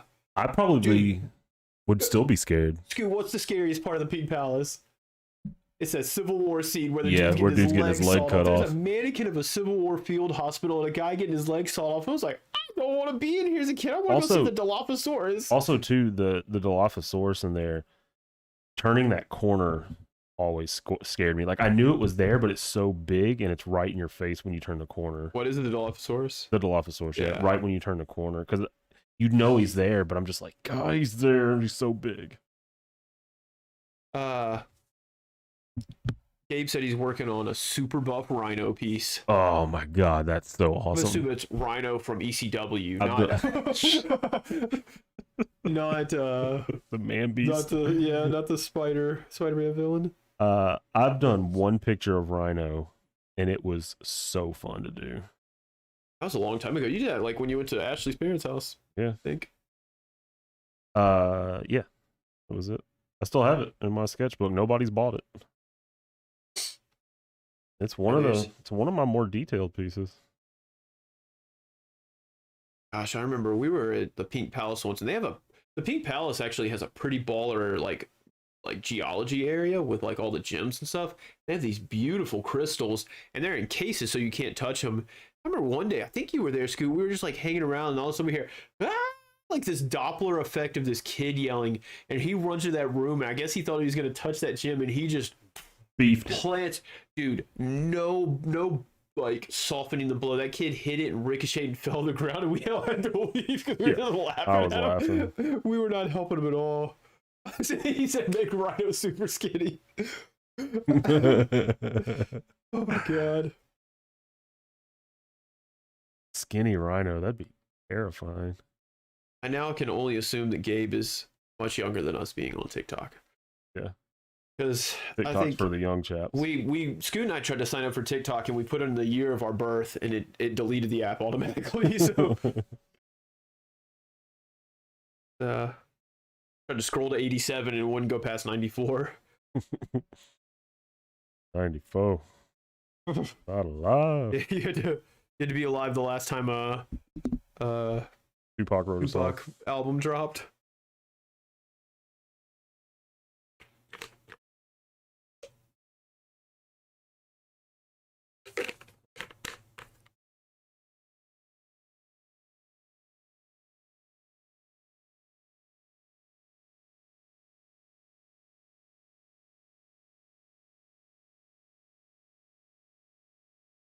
Bear agrees the guy getting his leg amputated. Now the cool part was the walk through Piggly Wiggly. That was the Yeah. bomb. I haven't been to Pink Palace in so long. Yeah, they renovated quite a bit, and I need to go in there and check them out. Oh man, so all right, guys. So me and my girlfriend at the time, her name is Michelle. We were started dating. Man, two awkward nerds. So we were trying to feel it out and figure out this whole dating thing at like 21, 22, and we like, hey, let's go to the Pink Palace. We both like the Pink Palace. It'll be nice. It's like summertime, so it's indoors. And the Pink Palace has a place. What do they call it? It's like the mansion or something. It's an extra part where they usually have a traveling exhibit, like they do the Enchanted Forest during the holiday season, the Christmas season. They'll do like spooky things in there for Halloween, but sometimes they'll just have like, hey, here's this traveling Greek art exhibit, and you come and look at all this old Greek art. Well, we go in and we go to the Pink Palace, and we're just having a good time. Good first date. Good, solid first date. Joking around, checking out exhibits, goofing off. And then, like, we get to them, they're like, hey, you can go to the extra exhibit if you want, it's free. And we walk in there, and what is it but an anatomical breakdown of pregnancy? Ooh. Showing every gruesome detail you never wanted to see through, like, birth and conception. Needless to say, didn't have sex that night. Really awfully killed the mood. Went from like a date that was like a high 8, 9, like we killed it, yay, we made it through it, to like we dropped it down to like a 4. We're like, well, we were gonna eat lunch after this, but we don't have an appetite anymore. Not really one of the. Oh, Piggly Wiggly is a grocery store. Aaron, and Piggly Wiggly, it started actually in Memphis, and it is actually, it's always touted as, but I don't know if it's more of just like a legend, like how some people are like, this is where the fortune cookie came from. But Piggly Wiggly was the first self-service grocery store where instead of like going up and telling people what you needed, they just let people walk in with a basket and grab what they needed and check out at a counter. So it really revolutionized shopping here. And the funny thing is now there are no Piggly Wigglies in Memphis, but there's a few like on the periphery if you go a little further out. So yeah, it's a grocery store. Yeah, he said Piggly Wiggly sounds like something you think us Brits say. Oh, I like saying higgledy piggledy if you're talking about stuff being messed up. But no, Piggly Wiggly is a grocery store. Now we just have Kroger, and they are a monopoly on grocery stores here in Memphis. They sure Publix tried to move in, and they bought every store so they couldn't, just to be a jerk. Oh my god. Amanda said Aaron and I went to a Piggly Wiggly in Sardis the other day. Looked exactly the same as it did in the 90s. They got Skybox Marvel cards there. Yeah. She actually just time slipped and went back in time, and there's little coupon dispensers hanging on the shelves that you could go man, buy. we used to collect coupons. Yeah, they probably took those away because we just took them away and wasted them. Yeah.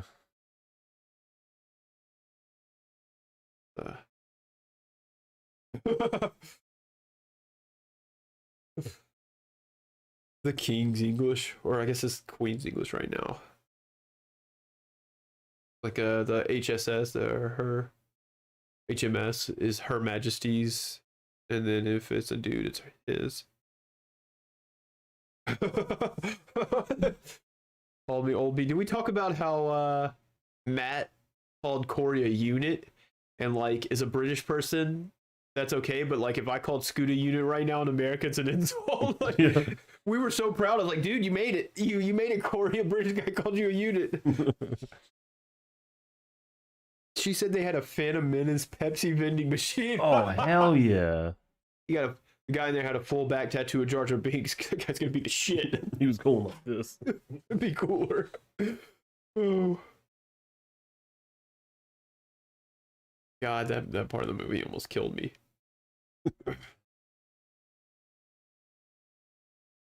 Right, yeah. None of us remember a time when Queen what's her name wasn't alive. I don't keep up with the royal family. Like, nothing is more annoying than the American bandwagoners when a royal, like some royal gets married in England and everybody's watching it and they're buying all the products and talking about it. Like, we literally had a war to where we don't have to be interested in the royal family anymore.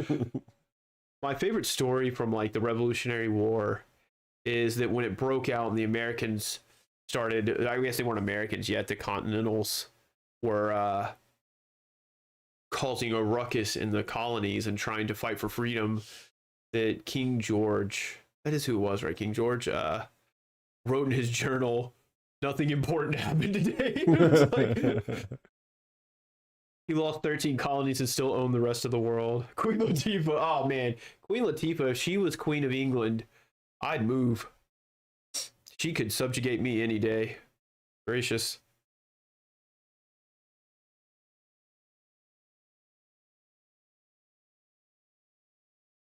Gotta detail the tongue a little, maybe. Yeah, definitely.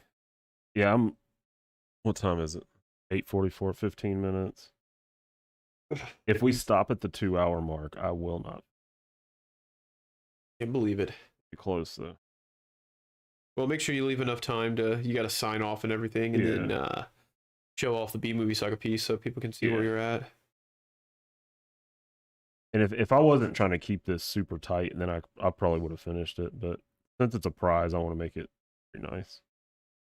I'll be close to Thank goodness he wasn't in the chat at the beginning, or he would have. You had done a torso. No, oh yeah. Wasn't that what it was? If they were in the chat, they'd torso up. You know where he lives? Have you found out? What's it going to cost me in shipping? I don't know yet.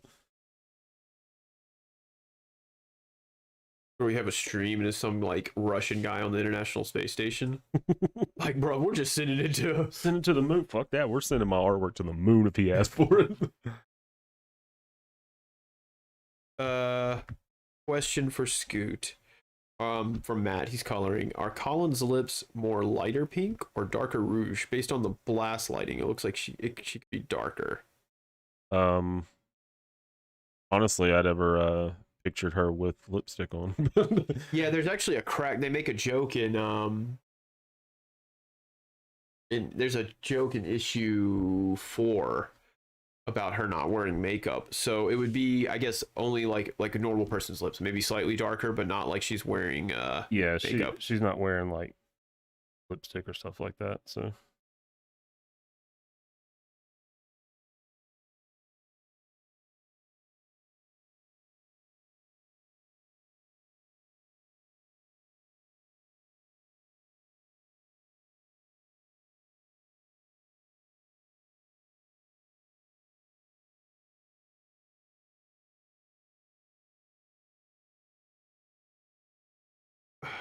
Blue lips is cold.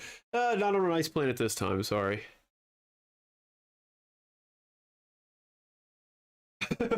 Corey said finally a clean scoop pencil piece. Corey's been carrying the team for a while. That Miguel piece you did, Spider 2099, oh yeah, was super cool. It looked great. Like, you did a great killer scale. How long did that take you?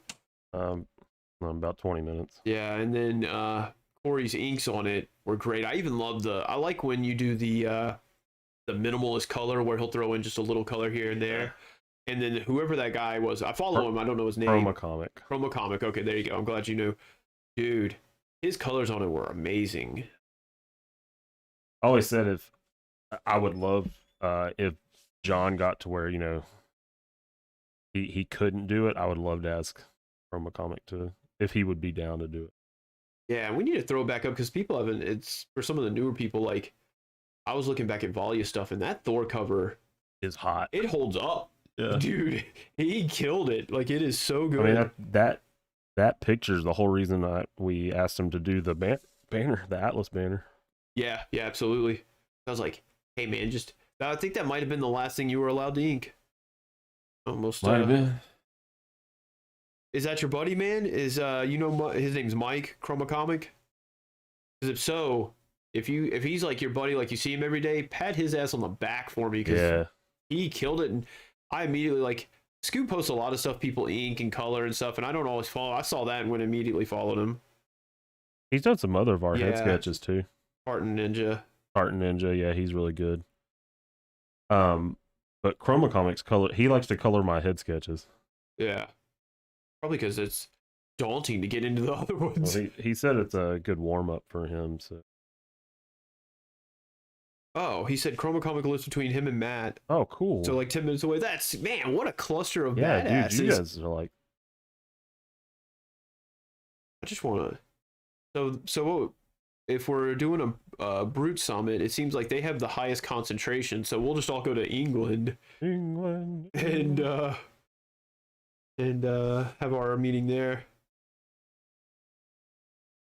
Yeah, Matt is I liked it. That man came out of nowhere and starts getting, you know, people like Joe Quesada and all the people who love Iban talked about or retweeted stuff, like cool stuff.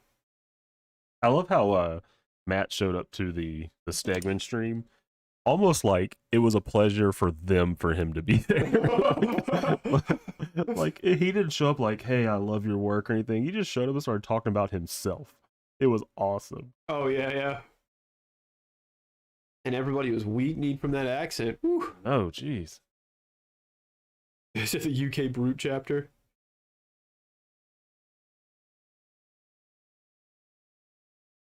Did you guys all see the Brute Studios logo?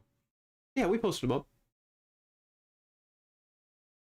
Yeah, so that's fun news. I've actually got a book published. Published being self-published. How did we miss that? Yeah, Dale, the local artist I'm working with, which I'm hopefully going to start posting teasers soon.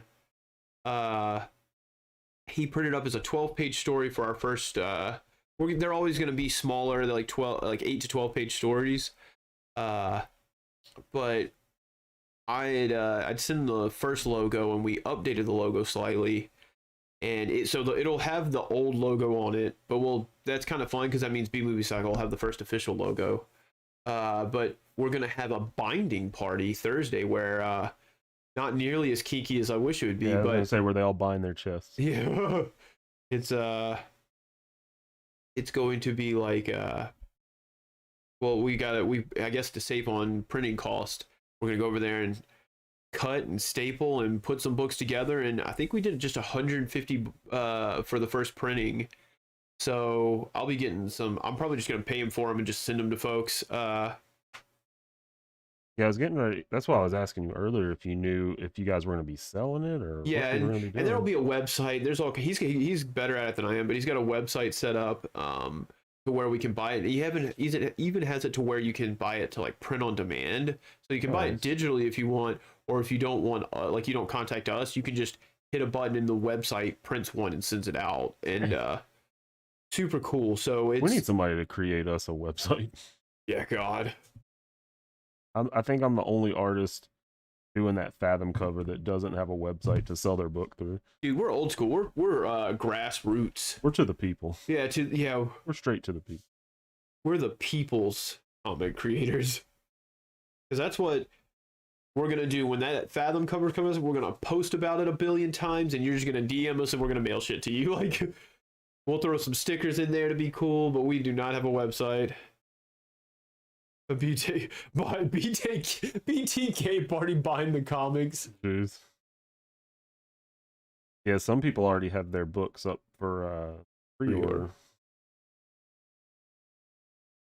Nah, we're gonna do it old school. We'll have that scale by then, and we'll just be weighing, printing out labels, print out labels, and just stick them and go and just go to the post office and just have a huge box full of packages. Grass brutes. That's funny.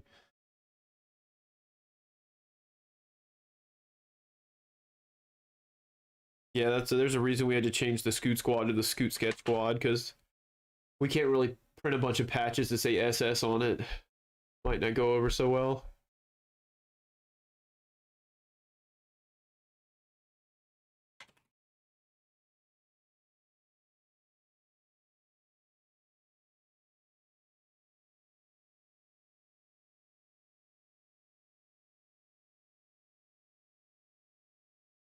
Ryan Stegman was definitely right when he says he feels like when he's streaming, he has to just keep pencil moving. Oh yeah, for sure. I mean, I may have only looked at the chat like 4 times. Anytime you have like spectators or even just people, I mean, it's the same way with like working out. You work harder when you have people near you. You can't slack off. Oh, are you talking about the Aspen? Well, either way, anything we're publishing will not be in solicitations. The Aspen stuff will be in the solicitations, but Scoot's 200 copies of that book will come straight to us. Yeah. And you won't be able to order it but through us. But we have a couple of things we're supposed to send to you guys anyway, so we're waiting for the Aspen cover. I was hoping B Movie Cycle would be ready so we could send that over too, but we're gonna send a big package we're gonna have a big package we want you, Matt, and now I guess Mike from Comics to handle, and I hope you guys can handle it. Do you guys like getting packages from men? Yeah. Do you like men package? I hope so. Yeah, so it'll be seriously just like all us, because it's just a Kickstarter variant thing. Now Scoot might have another variant cover sometime soon that would be fun to have people do. It's funny because like going through that or getting that. Oh, hey, what's up, man? I was hoping you'd get to join. Yeah. Well, man, I hope everything's good with your family. Yeah, for sure. And we understand. You always rewatch this. Yeah, you can rewatch it, 20, 30, 50, 100 times if you want, Tell all your friends and family to subscribe. Tell your friends, say, hey, this is the one that I won. I won this. I'm getting this for free. What was I saying? I fucking forgot. We'll talk about the Aspen cover. Send it out. I still forgot what point I was trying to make. Probably wasn't important. Yeah, but we're still trying to settle on price and stuff because it is a double issue. Yeah, it's For one. 48 pages, 42 pages. I can't remember. And so it may not be like $2.99 or anything. Oh, it was It'll the be- point I was trying to make was when they sent me the proofs today for the final approval to make sure everything was good on the cover, and it was surreal because that the full finished colors and everything is the background of my phone, so I see it all the time. But to see it with the Aspen logo, it was like surreal. And I believe when I sent it to my Mrs. Scoot earlier, and I said I feel like maybe all this hard work might pay off. And that's what it feels like. It might be the first book we get CGC slabbed just so it's like sealed in a bomb-proof shelter. It's definitely one I guess when we give them out to friends and family, we'll end up having like 100 and so left. It'll Hey, be a no good problem, time. Dallas Rust. You just go by Dallas. You from Phoenix? Dallas from Phoenix. Damn it. Damn it. Gotta be quick to the draw in here. I may not be a smart man, but I know what love is. I wanted to make sure this was plenty detailed so Corey would not half-ass it. He'd have to just spend time and work on it. Because you know he's a slacker. That is, I can't even joke about that. Old boy sleeps like an hour a day. Yeah, he puts in more work than...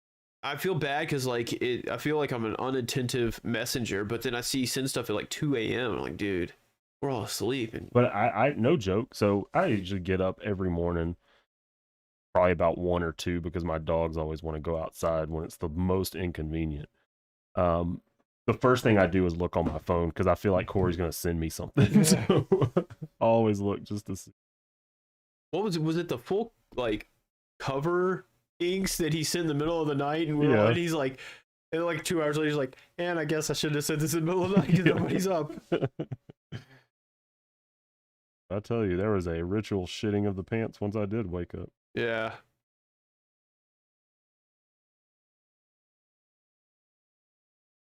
Ooh. I can't show you guys the peaches. Oh, Georgia, cool. We've got family in Georgia near the in what is it? Peachtree circles. Gosh, what is that called? Sweet tea, corn, Florida man, and now peaches. Yeah, man, we're covering the whole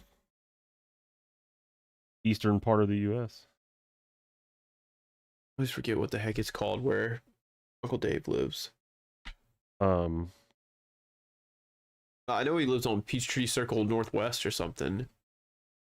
Yeah, he doesn't live he lives outside of Atlanta. Yeah, it's just north, I think. Norcross. Norcross, there you go. That sounds right. Yeah, Norcross. I'll be in Rising Fawn, Georgia on December 5th running a 50K at Cloudland Park. It looks awesome. I can't wait. Should be a lot of fun to run for several hours. I'm thinking I might go and take a few days off and just go north after that and do some stuff in North Carolina. Earn some vacation and have some fun.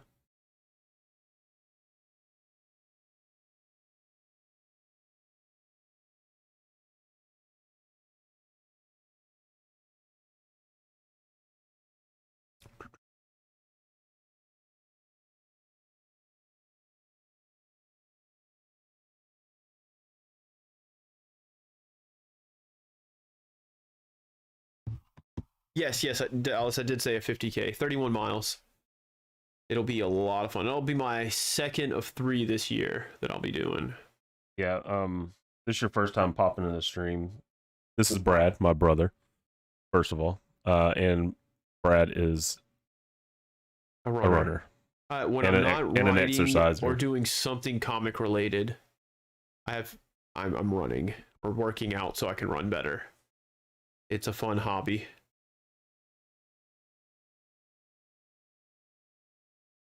He even got up and showed his quads to the people one day. They demanded it. They sure did. Next time, that was the first. That was the only freebie though. I got him hooked like cocaine now. Whenever we reach 1,000 subscribers, we can do super chats. He'll only show his quads Oh my for god! super I'm chat. wearing pants every time until then. Taking a picture of your sleeping pooches. They are passed out.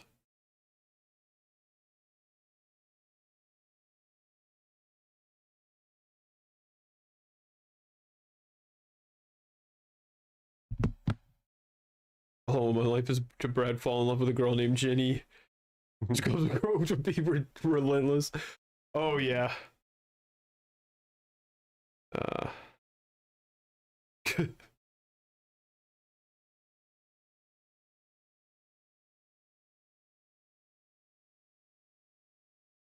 I just gotta, you guys. I'll just for you guys. I'll get back on Tinder, and all I'll do is match with women named Jenny, and be like, Corey, I did it for you, bud.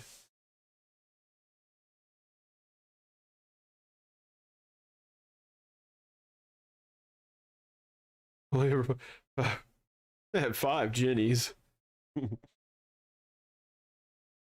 That's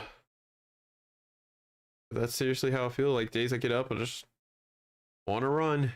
Tomorrow, we're doing training tomorrow, so I'll be running 20. It'll take a good 4.5, 5 hours. Just nice slow pace. Brad and I got to go swimming last week. Oh yeah, that was a Nice. lot of fun.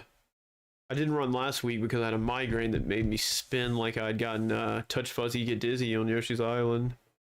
Great game. Ashley said, when are we posting your baby picture up? We'll hold off on the baby picture till next week. I think They've been trying to get me to dress up as my baby self for Halloween. if the first book we publish, we just put baby pictures of ourselves in the back instead of current ones. I'm not gonna know, like I'm not gonna recognize Corey because he won't have tattoos. Or other children.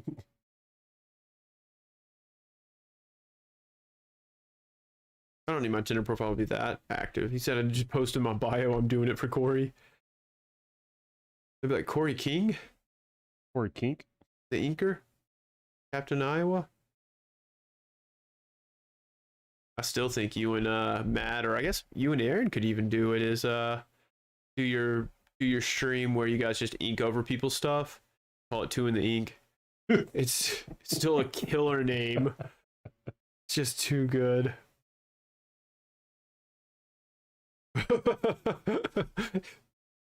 Now I can't say it. He has a dude. We love Forrest Gump. It's such a fun movie, and maybe we don't quote it as much, but like I love when the guy's like, "Gump, how can you watch that stupid shit? Turn it off!" Like, We quote that a lot. he was so upset that he was watching. What was it, a moon landing? I think. And then he turned it off. Yeah, he listened to him, and then he learned to play ping pong, and created world peace. I just love playing ping pong with my A Flexo Light ping pong paddle. Mama says a little white lie. It won't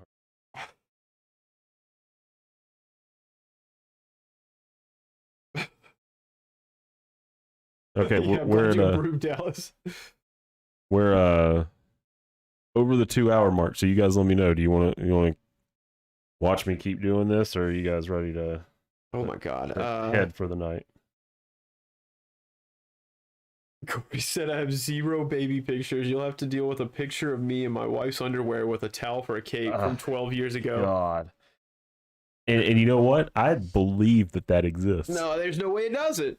Yeah, there's no way it doesn't. How do you have 0 baby pictures? Even like we had a huge when we used to live in Memphis as kids, we had a pipe burst in our attic and it destroyed a ton of my pictures. So I've got a picture from like 30 minutes after I was born, and then from like 6 years up, probably from like 3 up, but like all of my real young baby pictures are all gone. But Or if I wake up in the man. middle of the night and that picture is in our chat, I'm gonna scream. What picture? Oh. Everybody scream. Everybody.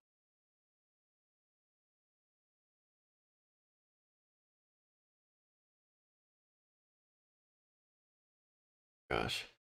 If you guys get famous from Two in the Ink, you owe me royalties. Not All right, like I'll keep either of drawing them for a have little bit standards. So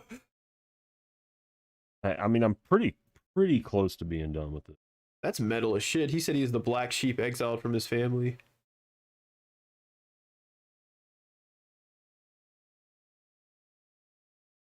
Well, the dogs are over here passed out.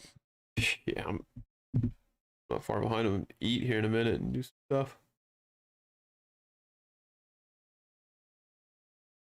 I'll go for another like 10 minutes. I'll go for another 10 minutes and then we'll show some stuff and then we'll get out of here.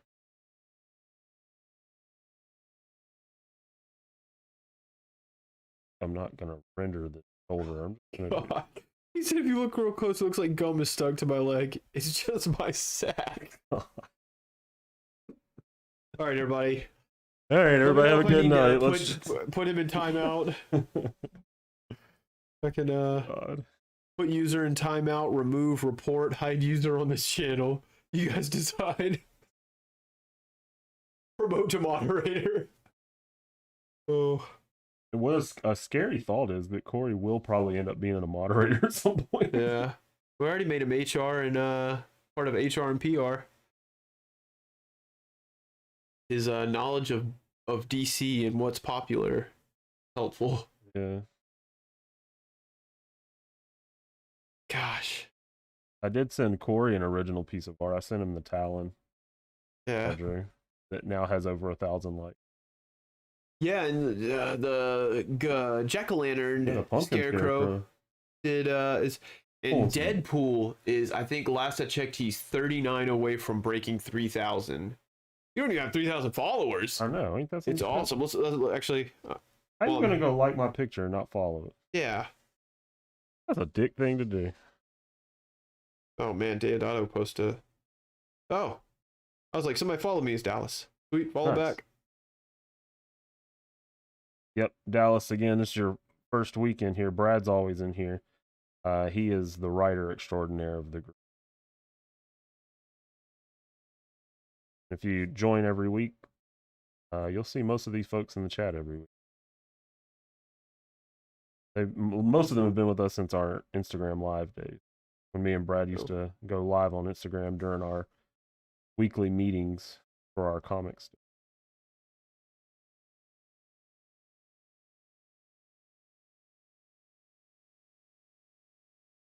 Sweet, sweet, sweet. People following. Welcome. Also, go follow our Brute Studios. A couple of people have. Good. Good. You guys ever have stuff you want to see, whether it's behind the scenes stuff or certain art? I think I'm going to start posting some non-original character art stuff Scoot's done, but do it on like a Saturday. I'm always looking for content, so I'm just trying to keep it rolling. Scoot. One biscuit. Let's see. Even some of your big finished pieces like Spidey and Venom are getting a lot of likes. Usually they get like 12. Yeah. Talon's at 2,100. 148. Deadpool's at 2964. 2965, excuse me. And what's crazy is we kept joking about it, like how stagnant my stuff was until Deadpool hit. Yeah. Like we had hit a point where I was like, man, well maybe I just won't grow anymore, which is fine. I use it as a chance to just help push our stuff.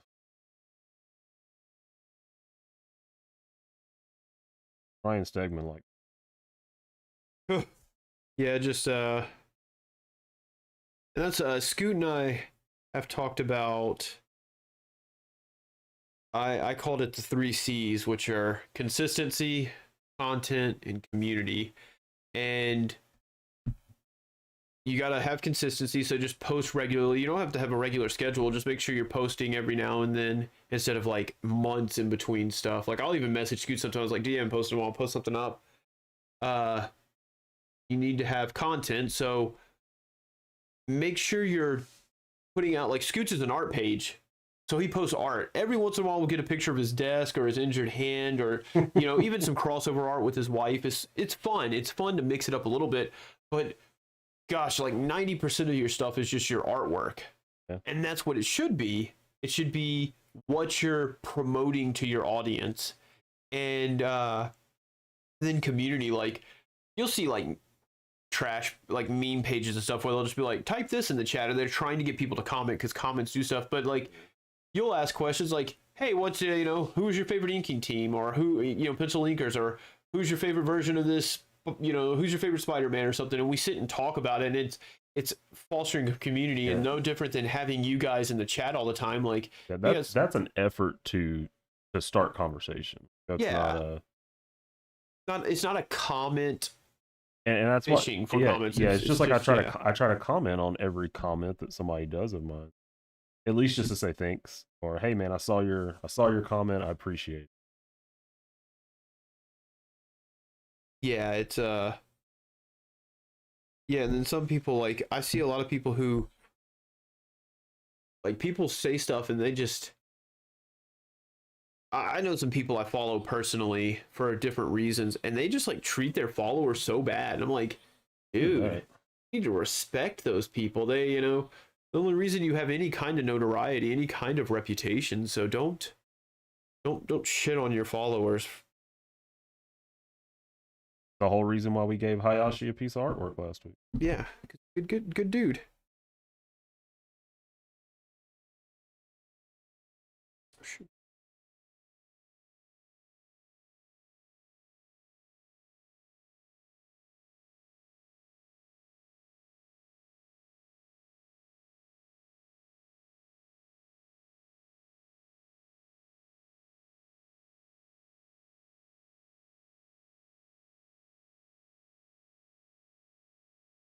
Yeah, it's funny because I haven't done an anatomy study recently, just because I've been going from piece to piece.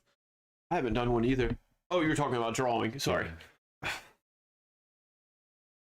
Yeah, I always find it funny when like people post just sketches or like an arm they drew and it gets thousands of likes. I mean, I agree, I like them, but yeah, I love seeing that stuff. Dude. Like Gabe posted up that forearm. It was funny because you said forearms can be some of the hardest things to render. You are absolutely fucking right. Because man, the forearm, underneath the forearm, like under here, has so many weird muscles. Oh man, yeah, I'm the same. I'm grateful for the constant support. I always say if one person's out there enjoying my artwork, it still blows my mind. Gabe, we all understand if you don't respond to stuff. It's oh yeah. And like if I get a commission from you, know that I will never pester you about it. Like I just got a painting from a great Atlanta-based artist called Pam Peacock, and I was just like, hey, I just whenever, and she's like, I'm so sorry it's delayed because of this, and she had some family stuff. I was like, it's cool, it's no big deal, just take your time. And she was like, you were the coolest, like most patient commission I've ever had. And I was like, you don't want to rush the art. I don't want to pester and be like, hey, when's my art going to be done? When's it going to be done? When's it going to be done? And then you're just like, fuck it, I'm going to knock it out real quick and be. Also, I mean, you may not be an artist, but you're in the thick of the creating world, so. Yeah, so. You understand. Yeah, exactly. There's also that too, and I like to try to know the artists. I like some people like want you to tell them something more specific. What do you want? Do you want Spider-Man swinging through a city or something? I'm just like, I like going up to artists and just being like, draw me the Century, draw me Spider-Man, draw me this and that, and if they're comfortable, let them just kind of roll with it. About to hit the 10-minute mark. Are we? Okay. Yep. All right. A couple more rendering lines on the I think Hallowfield already posted it inked. He already finished the tongue for me. He posted and said get dunked on. Noob. It's been super fun to draw though. Yeah, no, like now since I keep money for like comic stuff stowed away, it's not as big a deal, but I used to like be way more broke and I'd still get commissions from people, but I'd like pull their money out of the bank and put it aside. So I never wanted to be that person where they're like, I finished your piece, and I'm like, oh, can I pay you in a month? Like, because especially like when I do commissions, because of my hectic schedule, I don't take any payment up front. Yeah. And a lot of people find that strange. Like, I'll pay you half now and half up front. I'm like, man, look, I don't know when I'm going to get to it. You're on the list, so I'd prefer you just to keep.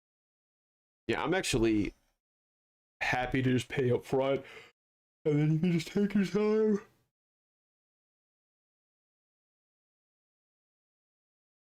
Another story, real quick, before I get finished drawing here and we close it out. I had a guy message me recently about doing a commit. Now, all of you, at least I hope all of you, follow me, and you notice I really don't ink anything anymore, but I sometimes will. But I really don't ever color anything. He's not allowed to ink. I took it away from him. Brad took my privileges, but CEO. I never color anything. I don't know how to color anything. I don't want to learn how to color anything. It's not my thing. Pencils is where I want to live. This dude messages me a while ago, and he goes, "Hey, is your commission list open?" So I politely say no. Currently, it's not. I hope to open it up sometime soon. Take a few commissions. So just keep a watch on my social media. The same thing I tell everybody when they ask me for a commission. Well, he goes, "How much would this character be pencil inked and colored?" And I said, "Well, I don't know, because I would just pencil it." So, Yeah. but like, what possesses somebody to look at all my artwork, say I want a piece of art from that guy, but I'm gonna tell him I want it colored? Like, Maybe. have I posted anything where I've said I've colored? Because I haven't. And all the people who've colored your art recently have all done it digitally, so Yeah, it's not even like, I mean, you can make a print out of it if you wanted, but I found that really strange. Just at least he didn't ask you for a tattoo. a side story. Oh my god.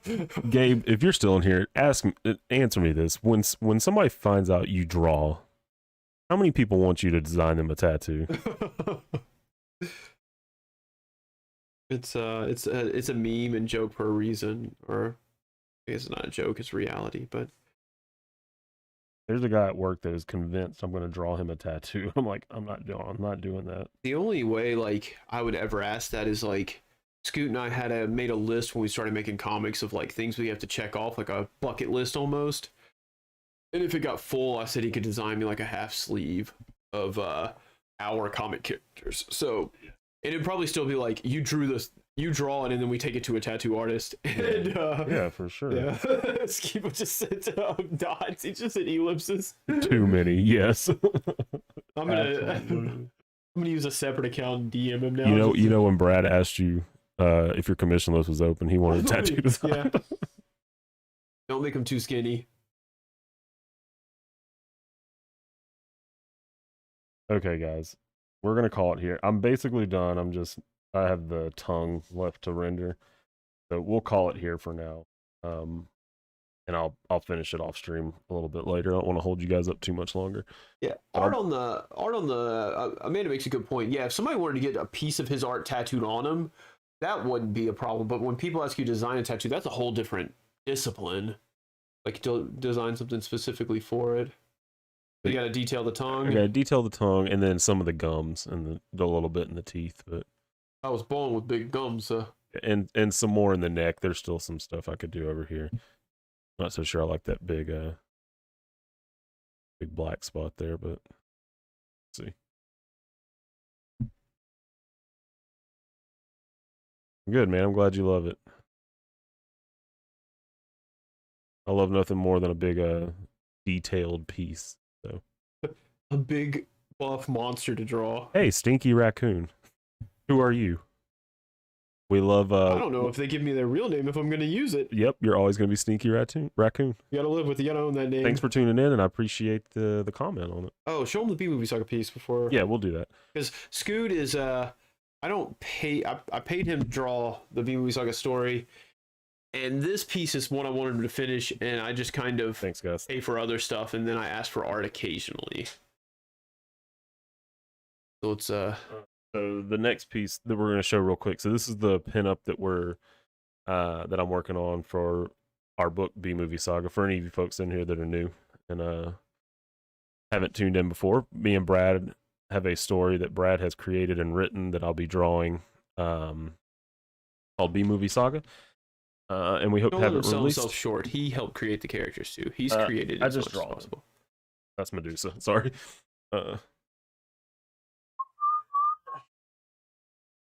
So this is a pinup that will be going inside the book of our And then we're gonna make a print of it as well. our two main characters. Let me zoom in here a little bit. So this is them posted up on one of their racing ships. It's Colin's relationship, the Wanderwell. I'm almost done with it. Yeah, the top corner will have the logo in it, which we'll get on Yeah. soon, real soon. Let me zoom out and just bring it up closer. The page is too big for where I'm at on my desk. So. Hey, and even I suggested the bubble helmet foot because he drew the foot and he goes, Yeah. "What's he having on?" And I was like, "Well, if you want to draw the whole foot, make it his bubble helmet." And So, I feel good. I was actually contributing to art. so this is the one that I showed on Stegman's stream that he liked too. So he's thirsty for my artwork. Just gonna say that. All right. So, and those original pencils, somebody better throw out a hard number or I'm keeping them. Yeah, they're basically his. So Yeah, thanks for tuning in, folks. yeah, really do. Thanks for tuning in, Dallas. I'm glad you got to tune in for part of it, even though you missed a little bit. You can go back and watch it. But you got to see at least some of the more fun stuff, the rendering. So because I had just gotten off from work, we started streaming at 7. I got off at 5. Didn't get home till a little after 6. So I didn't even have time to prep for it today. So I basically did the whole thing, start to end. Oh yeah, Oyo's in the chat. Yeah. So cool. Any last words, Bradley? Nope, I'm tired, sleepy. Tired too. 9:21 here. We don't hustle as hard as Corey or Matt, but we hustle all the same. Yeah. Hi, everybody. Oh, There she is. Mrs. Scoot says bye. You might not hear her on the microphone because of our settings, but she always pops in to say hey. She hasn't been feeling well, guys, so you let her know to feel better. All right, cool. I think with that, I don't have anything else cool to show. But again, yeah, more Oyos in the chat. Oyos. Oyos. I like that better than calling it YO. Oyos. Oyo. Oh, Amanda said, "Ho, Ashman." You're right. Yeah. Yeah. So- Yeah. I guess I shouldn't talk about being sleepy when 3:32 a.m. Yeah, man. Thanks for all you guys for tuning in. As always, it's super fun. Again, we don't do this to kind of become YouTube famous. We do this to hang out with everybody because it helps us be productive. So, Yep. super fun. So next thing we will do will be me and Mrs. Scoot Instagram Halloween stream next week sometime. So be on the lookout for that. And then We may be streaming Wednesday next week. yeah, it might I'll be have to skip Wednesday. Run Group, but It'll either be Wednesday or Saturday if my day off is Saturday, unless you have plans for Saturday, but we'll see. We'll make it work. Yeah. So other than that, thanks for all you guys that are that tuned in. All the new people that showed up, appreciate it. Tell your friends. We try to just make it a fun place to hang out when we Yeah. do streams. So We're talk gonna about comics, talk about actually anything. we're gonna make Scoot Sketch Squad stickers or badges one day and Scooch gets give them squad. to the original folks. All right, cool. Other than that, I don't have anything else. Go follow, if you're not following us, which I think all of you are, follow me at Scootsart everywhere. Follow Brad at run7_co on Instagram. They're all. What do you say? Link in the description. Yeah, Just so yeah, there's come links. right there. There's links. Yeah, just follow everything in the link. If you don't even know what it is, just And if you follow don't follow it anyway. us, follow somebody. Support the community. Yeah. Build this lovely little comic garden we all live in. Follow all these folks in the chat Have because fun. most of them are amazing creators as well. So, Corey, I'll finish this up and I'll have this in the mail to you sometime probably next week. And then Dallas, it'll same go. With Hayashi's. Yeah, Hayashi, you as well. Actually, Hayashi, after the stream last week, I ended up tweaking your drawing a little more and making it more badass. So, so we'll get those out to the mail, and then Dallas, Corey will get it inked, and we'll get it to you, man. So thanks again for entering, and I hope you dig it, and I hope you think it's rad. So, but anyway, you guys have a fantastic evening.